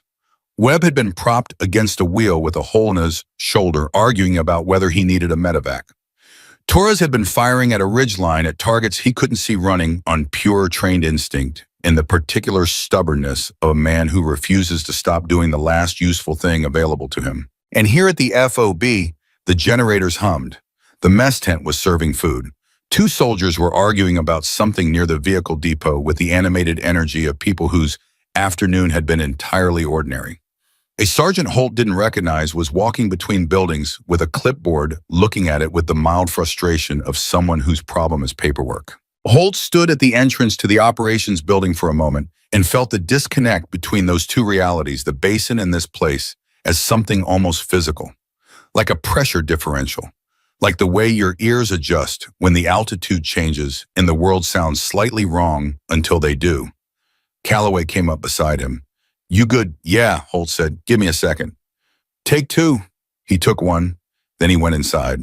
The debrief started 40 minutes after their arrival and lasted 3 hours and 20 minutes, which was 40 minutes longer than any debrief Holt had conducted in his career. Part of that was the beacon signal documentation. Part of it was the technical forensics package from the Hyde. Part of it was the formal record of the transmission authorization, which 2 people in the room clearly wished had not been formally recorded, but which Vasquez had logged with the thorough impartiality of someone who had been specifically asked to log everything and had taken that request seriously. Cross was in the room for the first 2 hours. She sat at the far end of the table with her notebook open and answered every question she was asked with the same precise documented specificity she brought to everything else.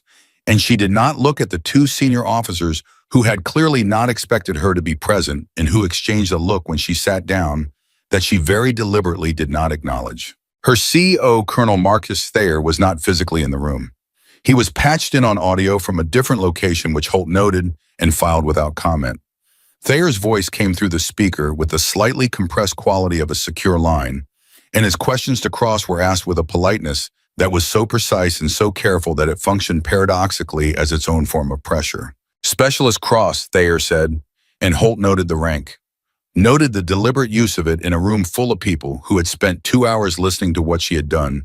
Your analysis of the wind cycle. Walk us through the documentation basis. 40 minutes of continuous observation using a fabric indicator on the unit's vehicle antenna, Cross said. supplemented by thermal return differentials in the basin floor, which showed consistent airflow patterns consistent with a cycle interval of 8 to 12 minutes. I logged 17 data points across the observation period. That data is in the technical package. 17 data points over 40 minutes, Thayer said. You were logging data during an active engagement. Yes, sir. While under fire. The fire was intermittent and directionally predictable during the observation period. I was behind hard cover. Logging was possible. A pause. And based on 17 data points, you determined a firing window. Based on 17 data points, I identified a recurring cycle with a 2 to 4 second minimum interval. Yes, sir. The window I used was consistent with the 6 previous cycles I had observed. Another pause. Longer this time. Specialist Cross, in your professional assessment, would you characterize this engagement as an action in which you functioned the primary decision-making asset? The room went slightly quieter, which was a thing that happened in rooms when people recognize that a question has been designed to produce a specific answer rather than elicit information. Cross recognized it too. Holt could see it in the very slight stillness that moved through her. A breath held, a calculation, made a decision, reached. Sir, she said, I would characterize this engagement as an action in which Captain Holt's unit maintained tactical cohesion under extreme precision. Fire identified the threat architecture through coordinated observation and created the conditions under which a precision fire solution was possible. My role was to execute that solution. She paused. All of those things happened. All of them were necessary. I wouldn't rank them. Thayer said nothing for 3 seconds. Then, understood. Holt looked at her across the table. She was writing in her notebook and did not look up. But there was something in the set of her jaw that told him the answer had cost her something, not because it was untrue, but because it was strategically chosen in a way that her natural inclination was not, and she knew it. After the debrief in the corridor outside the operations building, Holt caught up to her. You softened it, he said. I accurately described the engagement. You accurately described it in a way that gave Thayer less to push back on. She looked at him. Yes. Why? Because the beacon coordinates are being acted on tonight, she said. A rapid response element is staging right now based on the authorization you secured. If I make this debrief into a confrontation with Colonel Thayer, the confrontation becomes the story. The beacon becomes a secondary item. The response gets delayed while the administrative friction gets resolved. She paused. Reyes is in surgery right now. Webb is 2 floors below us in the medical wing. The command element that built the system that put them both there might still be at those coordinates in 4 hours. I can have the confrontation with Thayer next week. Holt was quiet for a moment. That's a very long game. It's the only game that produces results, she said, not bitterly, with the matter-of-fact acceptance of someone who has done the math on their options and chosen the one that works over the one that feels right. Feeling right is expensive. I can't afford it right now. A door opened behind them, and the signals intelligence officer from the intel team, Holt had learned her name, was Captain Sarah Diaz, came out with a tablet in her hand and an expression that was doing its best to be professional and was not quite succeeding. Something was moving behind her eyes that she was working to contain. Captain Holt, she said, I need you back in the operations room. A pause. In Specialist Cross. What's happened? Holt asked. Diaz looked at the tablet, then at Cross, then back at Holt. The rapid response element reached the coordinates from the beacon 40 minutes ago. She paused. The command post was there. Calloway said from behind Holt. He had appeared from somewhere in the way Calloway appeared from places quietly at the moment when he was needed. The site was partially evacuated, Diaz said. 2 of the 3 individuals named in the primary's documentation were not present. The third was. She looked at her tablet again. He did not resist. The group moved back into the operations room in silence. On the secure display, a live feed from the response element showed a forward position in terrain that was different from the basin. More elevation, more cover. A site that had clearly been occupied for an extended period and vacated in a hurry.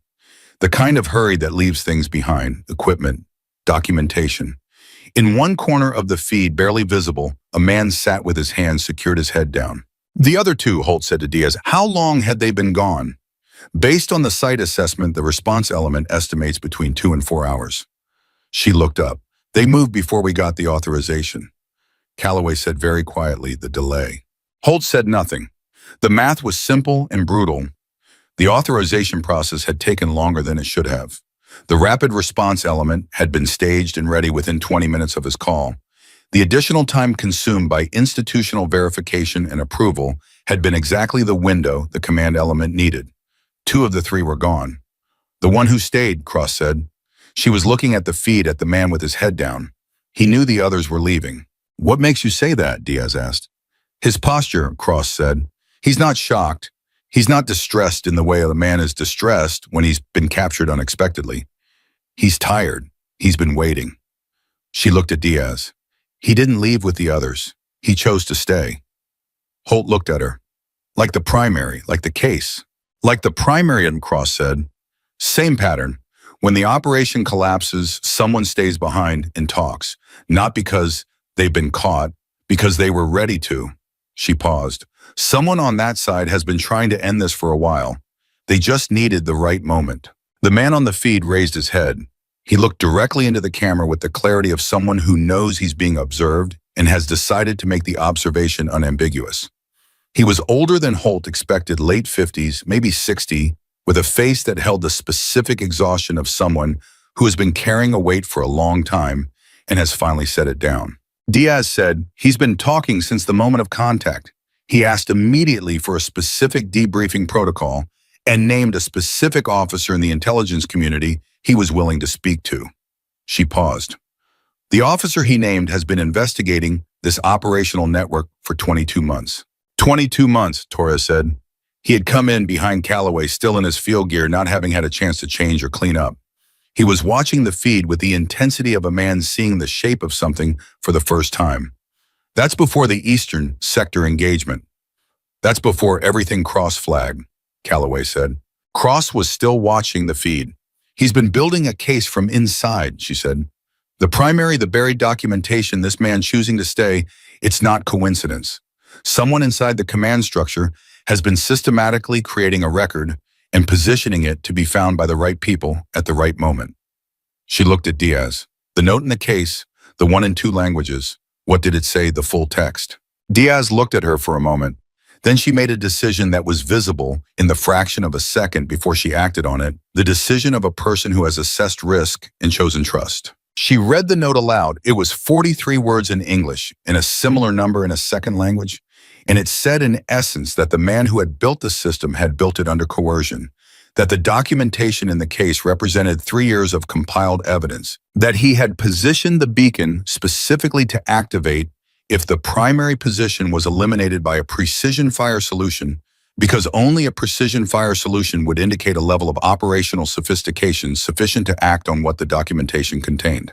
He had been waiting for the right shot, literally. He had built a trigger into his own death that would only activate if someone good enough came along to make the shot that proved they were ready for what came after. The room was very quiet. Okafor, who had come in somewhere during the past few minutes and was standing near the back wall, said he knew someone like her existed. Nobody corrected the pronoun. Nobody specified. Everyone in the room understood who he meant. Cross said nothing. She was looking at the 43 words on the screen, and her face was doing something that Holt had not seen it do before. Not the flat precision, not the controlled focus, but something older and quieter and more complicated than either of those things. He planned for someone to come who could read it, she said. All of it. The wind, the terrain, the hide, the case, the beacon. She paused. He was describing the shot before it happened. Holt said, and you made it. I made the shot he designed for, she said. The question is whether the things he put behind it are going to matter. Diaz said, the individual in custody is already providing information consistent with the documentation in the case. If it holds up under verification and preliminary indicators suggest it will, we're looking at the infrastructure of an operational network that has been running in this theater for at least 4 years. Multiple sites, multiple engagements, specific targeting methodology applied across at least 7 documented operations. 7, Webb's voice said. Holt turned. Webb was in the doorway, his arm in a sling, still in a hospital gown, under a field jacket that someone had draped over his shoulders, his face the color of a man who has recently had surgery and discharged himself from the recovery ward before the medical staff considered it advisable. "Webb," Calloway said. "Don't," Webb said. "How many casualties across 7 operations?" Diaz hesitated. "The documentation lists 41. Verified." Webb said nothing. He looked at the man on the feed, the tired man who had stayed, and his jaw was tight in the way that meant he was processing something that was going to take longer to process than the current moment allowed. 41, Torres said. Flat, not a question.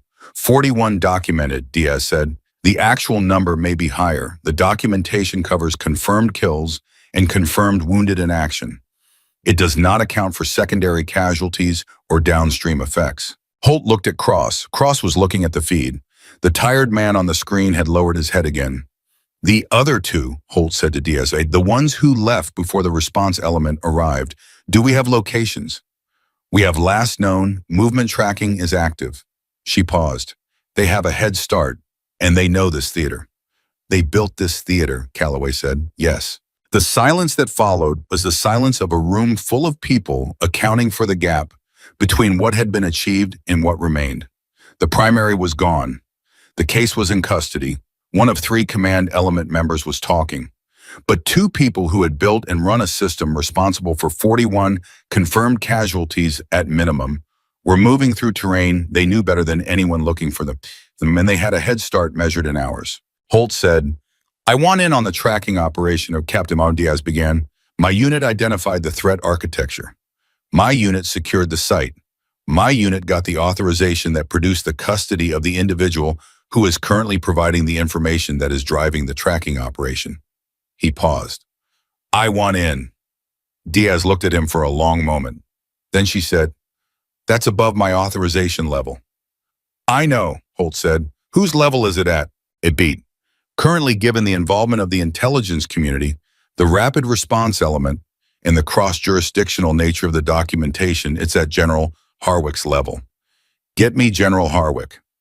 "Sir General Harwick is—" "Get me General Harwick," Holt said again, and his voice had the particular quality of a man who has stopped asking and started stating. Diaz looked at him for 3 full seconds. Then she picked up her tablet and started making a call. Webb from the doorway said, "Derek." Holt looked at him. "Reyes is out of surgery," Webb said. "He's going to walk again. They said probably full function." A pause. "He was asking for you when he came out of anesthesia. He kept saying your name and Okafor's name and something that sounded like Camila." Okafor made a sound that he covered immediately by looking at the ceiling with great focus. Holt held Webb's gaze for a moment. Something moved through him. Not relief exactly, because relief implied the resolution of fear, and he had not allowed himself to feel the fear at its full intensity while it was operational.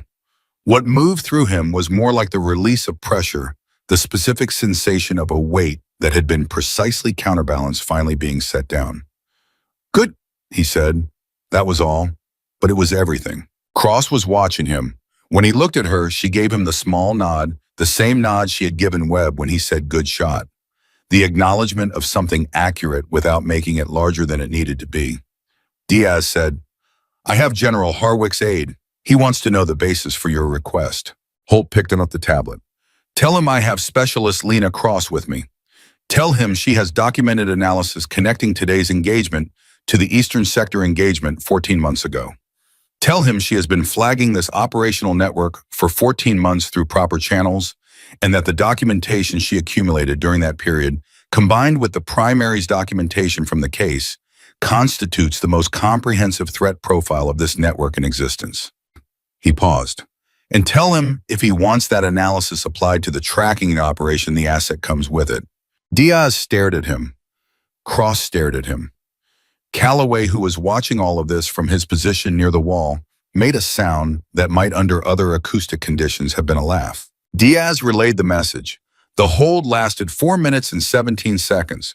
During those 4 minutes and 17 seconds, nobody in the room said anything of significance. Torres found a chair. Okafor was looking at his phone, probably at a message from home, his expression cycling between the present situation and somewhere far away and back again. Webb remained in the doorway with the particular stubbornness of a man whose body and whose will have entered into a negotiation that his will is currently winning. The aide came back on the line. Diaz listened. Her expression shifted through something carefully neutral. Then she said, General Harwick will take the call in 8 minutes. He wants Specialist Cross on the line. A pause. He also said, and I'm quoting directly, he said he's been waiting for this call for 14 months. The room went very still. Cross looked at the tablet in Diaz's hand. Then she looked at Holt. And for the first time since she had crawled around the south end of the vehicle line with a rifle worth more than most people's houses, and settled into a position that looked completely inadequate and turned out to be exactly right, for the first time in all of that, something shifted in her face that was not calculation and not precision and not the controlled stillness of a person managing their own reactions. It was brief. It was there, and then it wasn't. But Holt saw it. It looked like the face of a person who has been running a very long race and has just seen the finish line for the first time and does not entirely trust that it's real. 8 minutes, she said. 8 minutes, Holt confirmed. She sat down, opened her notebook, and began with the same methodical care she brought to wind data and pulse intervals and firing port dimensions to prepare for a conversation that had been 14 months in the making. Torres said to no one in particular, she's been building this for a year and a half. She's been building this since before the Eastern Sector, Calloway said quietly. The flags, the analysis, the documentation, every report that got deprioritized. She knew or she suspected, and she kept building the record because the record is the only thing that doesn't depend on who's in the room. Her own words. Holt recognized them. He wondered if Calloway had heard them or had arrived at the same conclusion independently. It didn't matter. What mattered was that in 6 minutes and 40-some seconds, a woman who had been making impossible shots into institutional indifference for 14 months was going to get on the phone with the person who had apparently been waiting for exactly this moment. And 2 people responsible for 41 confirmed casualties were moving through a desert that was rapidly running out of places to hide. Webb from the doorway shifted his weight and hissed through his teeth at whatever that cost him. Then he said, "Someone get me a chair. I'm staying for the call." Calloway got him a chair. He sat in the doorway because Webb sitting in a doorway was apparently as much compromise as his will was prepared to authorize. 4 minutes. Cross was writing. Holt was watching the feed where the tired man still sat with his head lowered, carrying whatever it cost to have done what he had done, and then done what he had done after that. The generator hummed. Outside, the evening was settling across the FOB in shades that nobody in this room was watching. 3 minutes. Cross looked up from her notebook. She looked at Holt. "Whatever happens on this call," she said, "I want it on record that your unit performed with exceptional cohesion under conditions specifically designed to eliminate cohesion. The trap was built to isolate and fracture. It didn't." She paused. "That's not nothing." "It's not," Holt said. "The report that comes out of this engagement, the official one, not Thayer's version, it needs to say that. It will." She held his gaze for a moment with the assessing quality she brought to everything. Then she nodded and went back to her notebook. 2 minutes. The tablet in Diaz's hand lit up. General Harwick ahead of schedule, which told Holt something about what those 14 months had felt like from the other end. Diaz handed the tablet to Cross. Cross looked at it, took one breath. The breath of a person stepping into a firing position controlled precise the last ordinary moment before the extraordinary one. She accepted the call, and in the desert, 2 men who had built a system for killing people were running out of night to hide in, carrying the weight of 41 names they probably never knew toward a horizon that was closing faster than they understood. Because the shot had already been fired. The shot is always already fired by the time you hear it. The call with General Harwick lasted 51 minutes. Holt knew this because he timed it. Not deliberately, he was not a man who timed things out of habit, but because he could not stop watching the clock on the wall of the operations room, while Cross spoke, while the room held its collective breath around her, while the tablet in her hands became the axis around which everything else in the building was quietly rotating. She spoke the way she did everything. Without decoration, without the social padding that most people install between themselves and direct statements. She laid out 14 months of flagged reports cross-referenced against the primary's documentation, from the case cross-referenced against the technical forensics package from the Hyde, cross-referenced against the beacon signal protocol and the pulse interval data, and the transmission frequency that had been used to monitor Holt's unit before the first shot was fired. She spoke for 51 minutes and she consulted her notebook 11 times, and she was not interrupted once. That was the detail that told Holt something. In his experience, general officers interrupted. It was not a character flaw. It was the rhythm of authority, the conversational pattern of people who are accustomed to directing rather than receiving. Harwick did not interrupt once. He asked 3 questions, each of them precise and brief. And when Cross answered them, he did not follow up with more questions. He absorbed the answer and moved to the next point. When the call ended, Cross set the tablet down on the table and looked at it for a moment. Then she looked at Holt. "He's been building a parallel case," she said, "separately from mine. His investigation and my flagged reports were never formally connected because they were running through different chains. His was intelligence community. Mine was operational command." She paused. "Nobody linked them." "Until now," Calloway said. "Until now," she confirmed. "Combined, they constitute a documented case history spanning 22 months across 11 operational locations in 3 different theaters." She paused again. 41 confirmed casualties. Possibly 60 when the secondary documentation is fully processed. Webb from his chair in the doorway said 60. Possibly. The number isn't final. The room absorbed that.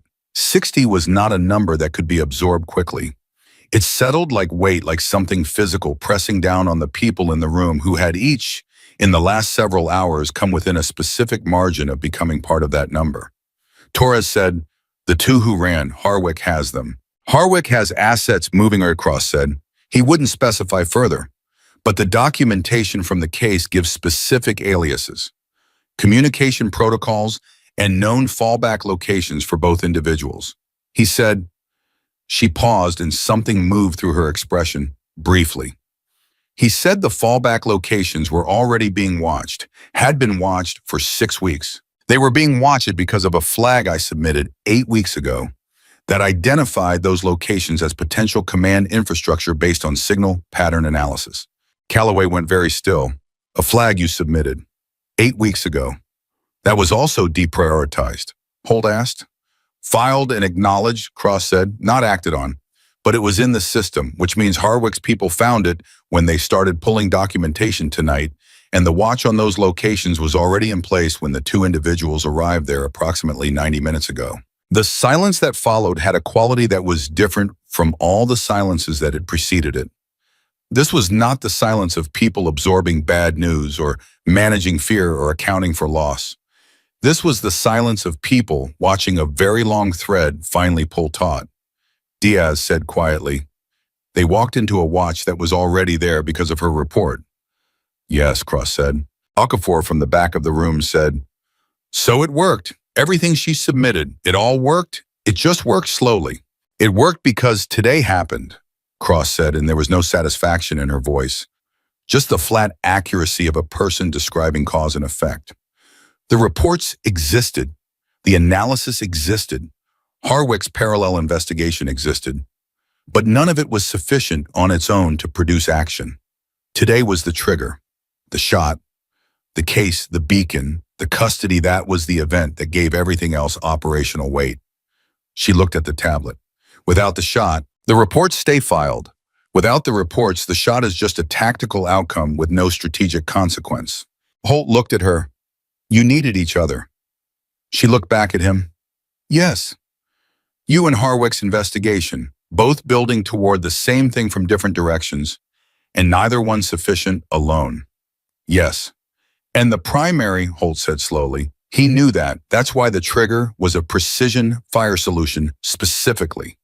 He needed someone who could make the shot and who was the kind of person who would also have the analysis to act on what the shot had opened." Cross was quiet for a moment. "I've been thinking about that since we found the note in the case," she said. "Whether he knew specifically, whether he had access to intelligence about who was operating in this theater and built the trigger to match a specific profile." She paused. "I don't know the answer. Harwick might. But the alternative is that he built the trigger to match the kind of person he needed and trusted that eventually that person would come." Another pause. "That's either extraordinary faith or extraordinary planning. I'm not sure which is more unsettling." Webb said both. "It's both. Nobody disagreed. Diaz's radio crackled. She stepped to the side of the room and took the call quietly. Her back partly turned, her body language shifting in the way bodies shift when the information coming in is significant and is being processed before it's shared. The room watched her without appearing to watch her. She turned around after 40 seconds. Her face was doing the careful, professional neutral again, and it was doing it with the same slight insufficiency it had shown earlier, the professional mask applied over something too large to be fully masked. Both individuals are in custody, she said.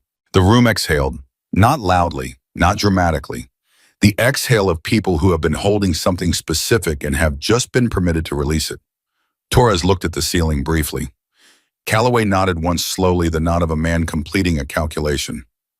Okafor made a sound that was not quite a word. Webb said nothing. He looked at his hands for a moment, then at Cross, then at some middle distance that had nothing specific in it. Holt looked at Cross. She was writing in her notebook, logging the time, the confirmation, the fact, and then she closed the notebook and set the pen down and sat with her hands flat on the table in front of her and looked at nothing specific the way a person looks when they are not looking at the room but at something internal that the room cannot see. It lasted about 10 seconds. Then she picked up the pen and opened the notebook again and wrote something else. "What are you writing?" Okafor asked. He asked it the way he asked things directly without worrying about whether the question was appropriate, because in Okafor's experience, direct questions produce useful information and indirect ones produce confusion. Cross looked at him. "Time of resolution," she said. "All operations have a time of resolution. This one started 14 months ago when I filed the first flag. The time of resolution is now." She paused. "It matters to log it. Otherwise, the start time and the end time exist in separate documents, and nobody ever reads both." Okafor thought about that. "So you're connecting them." "I'm connecting them," she said. Torres said, 14 months. "And how many people knew you were doing this?" 3, she said. "My father, Harwick, though we'd never spoken, and one analyst in the intelligence directorate who kept cross-filing my reports into a folder that was technically accessible to Harwick's team and technically not accessible to Colonel Thayer's review process simultaneously." A pause. "She was very creative with the filing system." Calloway said, "That analyst is going to have a very interesting week." "She's been having an interesting week for 14 months, Cross said. And for the first time in the very corner of her mouth, something moved that was close enough to a smile that the people who were watching for it recognized it.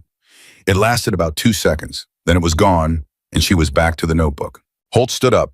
The room had the feeling of a held breath finally completed, not relaxed because the people in it were not the kind of people who relaxed quickly, but resolved, oriented toward next steps rather than the consuming urgency of the last several hours. He had things to do, reports to write in language that was going to require some care.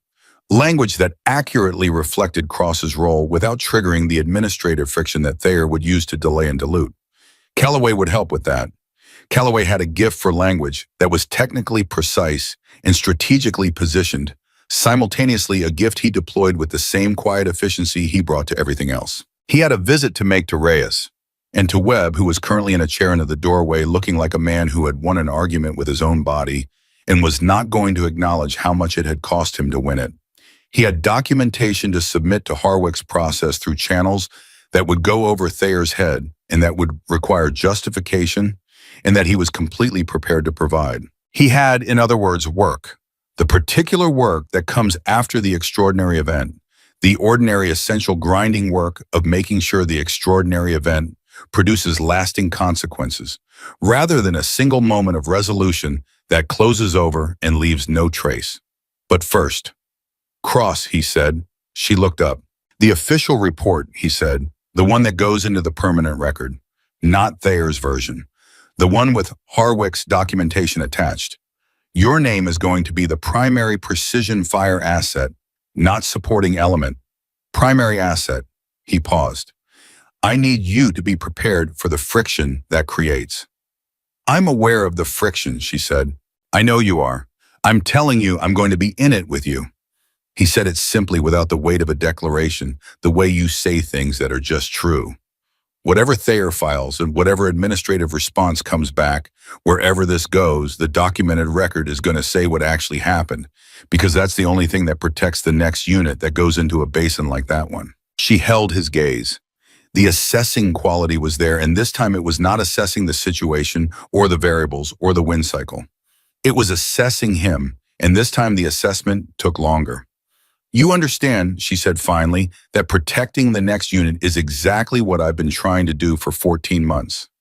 I know, he said. That's why I'm telling you it's going to work this time. Whatever moved through her face in the moment that followed, Holt saw it, and he did not name it because naming it would have made it smaller than it was. He just held her gaze until she nodded the same nod she had given Webb, the nod that meant something accurate has been said, and I am accepting it. Then she went back to writing, and Holt went to check on his men. 3 days later, Reyes was moved from the surgical ward to the recovery ward, and on the afternoon of the third day, his wife walked through the door with Camilla on her hip, and Camilla looked at her father in the hospital bed and said, "Daddy," with the absolute uncomplicated certainty of a 3.5-year-old who has been told her father is coming home and has never doubted it for a moment and has simply been waiting for the logistics to resolve. Reyes cried. He did not try not to. He held his daughter against his chest with his good arm and cried with the complete and uninhibited honesty of a man who has recently been very close to never doing this again. And his wife sat on the edge of the bed with one hand on his back and did not say anything, because there was nothing to say that was more useful than being there. Holt stood in the doorway for about 30 seconds. Then he turned around and went back down the corridor before Reyes saw him, because this was not a moment that needed a commanding officer in it. This was a moment that needed to be exactly what it was. Okafor was in the corridor, leaning against the wall, and had clearly made the same calculation by the same route. He looked at Holt when Holt appeared. "She there?" Okafor asked. "Yeah," Holt said. "She's going to be okay." "Camilla," Holt said, "looked like she's been expecting him." Okafor let out a long breath. Something unknotted in his face, some held tension that had been there since he'd sat next to Reyes on the basin floor and talked about nothing to a man who couldn't hear him. "Good," he said. "Good." They stood in the corridor for a minute, not talking, just being in proximity to something that had come out right. Then Okafor said, "What happens to Cross?" Holt had been thinking about that. "Harwick is attaching her to the follow-on investigation, formally, through the intelligence community chain, not Thayer's operational chain." He paused. "Her flags become evidence. Her analysis becomes the framework for the investigation. She's not a peripheral asset on someone else's operation anymore." "And Thayer has a meeting with General Harwick's office next week," Holt said. "I don't know what happens in that meeting, but I know what documentation is going into it." Okafor was quiet for a moment.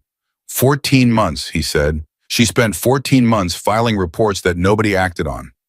She spent 14 months building a case that everyone is now acting on," Holt corrected. "Those are different things." Okafor thought about that. "Yeah," he said. "Yeah, okay, that's different."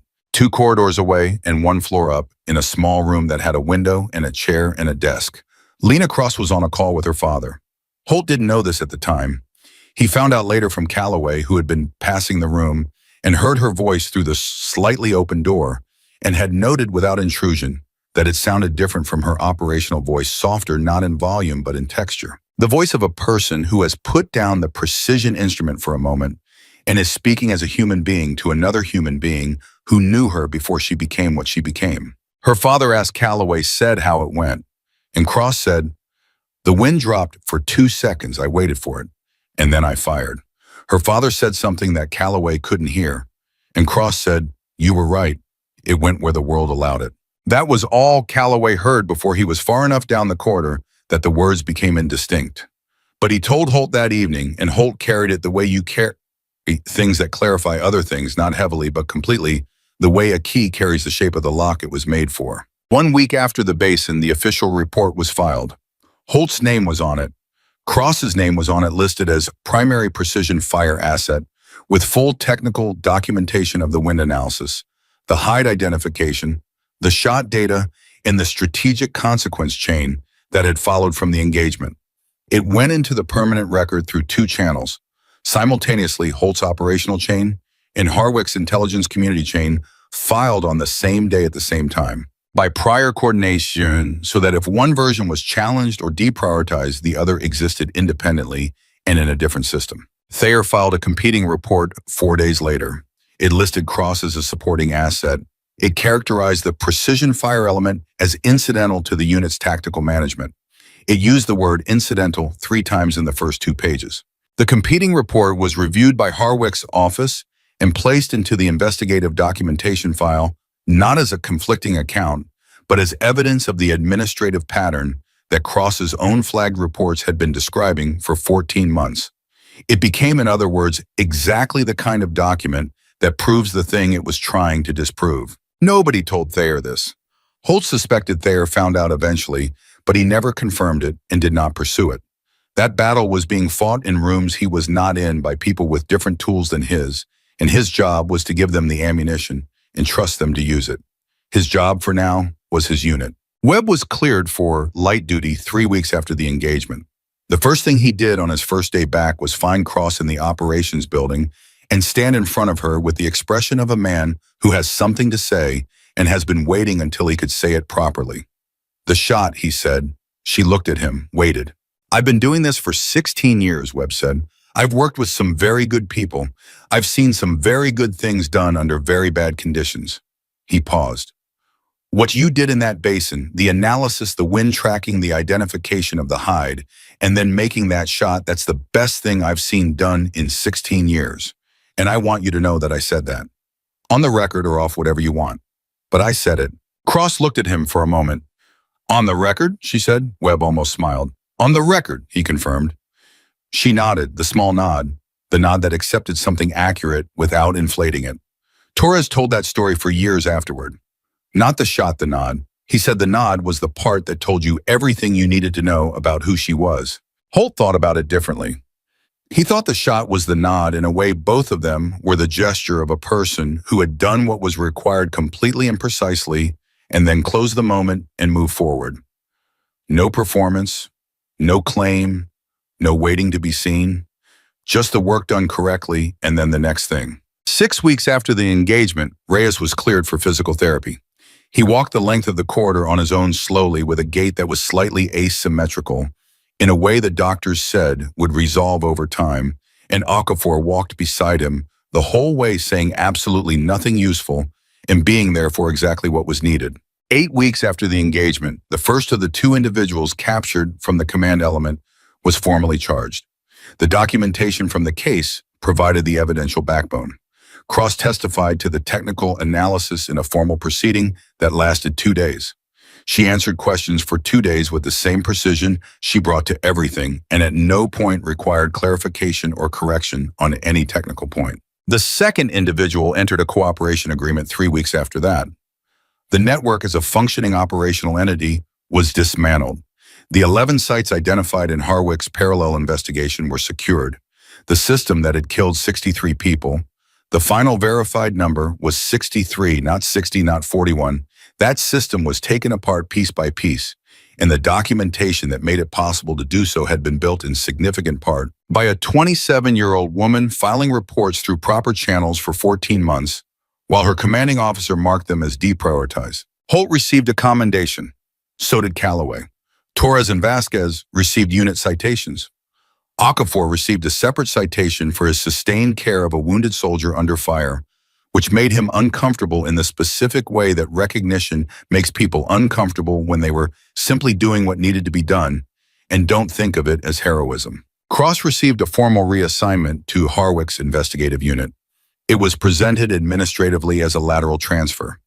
In practice, it meant she was no longer inside Thayer's chain of command, which meant her subsequent reports would go directly into a process that was equipped to act on them. There was no commendation attached, no citation, no ceremony. The transfer documentation was processed on a Tuesday and filed the following Wednesday, and noted in no official announcement of any kind. Holt found out from Diaz, who mentioned it in passing 3 weeks after it happened. He went to find Cross. She was in the equipment room running maintenance on her rifle with the focused, unhurried attention of someone performing a task they have performed thousands of times and still take seriously every time. "I heard about the transfer," he said. "Yes," she said. "No commendation." The work is the commendation, she said, not bitterly, not with the resignation of someone who has given up expecting recognition, with the genuine undecorated belief of a person who has organized her values in a particular order, and recognition is not near the top. You saved 7 lives in that basin, Holt said. You built the case that dismantled a network that had killed 63 people. You should be, I know what I should be, she said. And for the first time, there was something in her voice that was not controlled, not anger, not self-pity, but something tired and honest and fully human. The voice of a person who has set down the precision instrument completely and is simply speaking. I know what the record says. I know what Harwick knows. I know what you know. She set down the cleaning rod and looked at him. The people who survived that basin know. The 63 who didn't, their families might eventually know if the proceedings are public enough. That's not nothing, Captain. That's not a small thing. She paused. My name isn't going to be in the headline. My name is going to be in the case file. And the case file is what actually matters. Holt looked at her for a long moment. Then he said, my report goes into the permanent record, the one that can't be deprioritized. Your name is in it as primary asset. That stays. I know, she said. Thank you. She picked up the cleaning rod and went back to work. He stood there for another moment watching her, this compact, precise, utterly unsentimental person who had crawled around the south end of a vehicle line during an active ambush and settled into an inadequate-looking position and waited for the wind and changed the shape of everything that followed, and who was now cleaning her rifle on a Tuesday afternoon with the same care she brought to every other thing she did.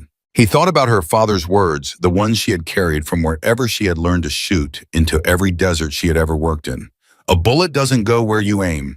It goes where the world allows it. He thought about everything that had needed to align for this to happen.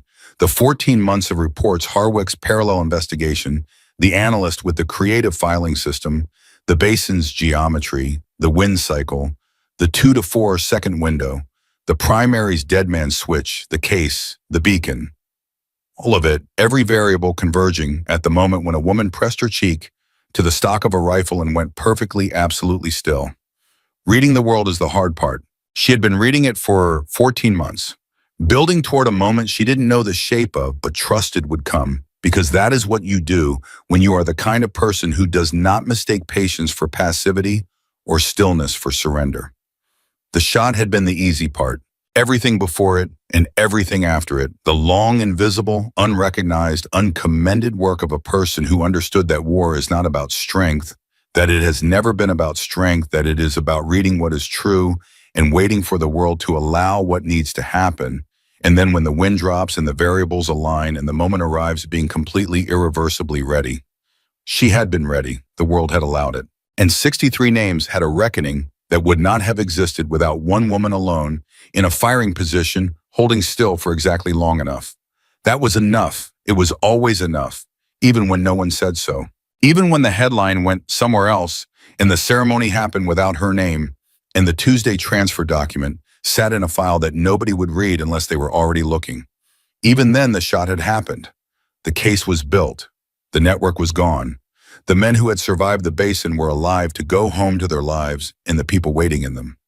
That was the mathematics she had always been doing. Not the ballistics, not the windage, not the distance. The mathematics of what one person holding still in the right moment can change. And in that desert, against every odd that had been constructed against her, she had proven it completely permanently and without a single wasted motion. The bullet had gone exactly where the world allowed it, and the world on that day had allowed it to matter.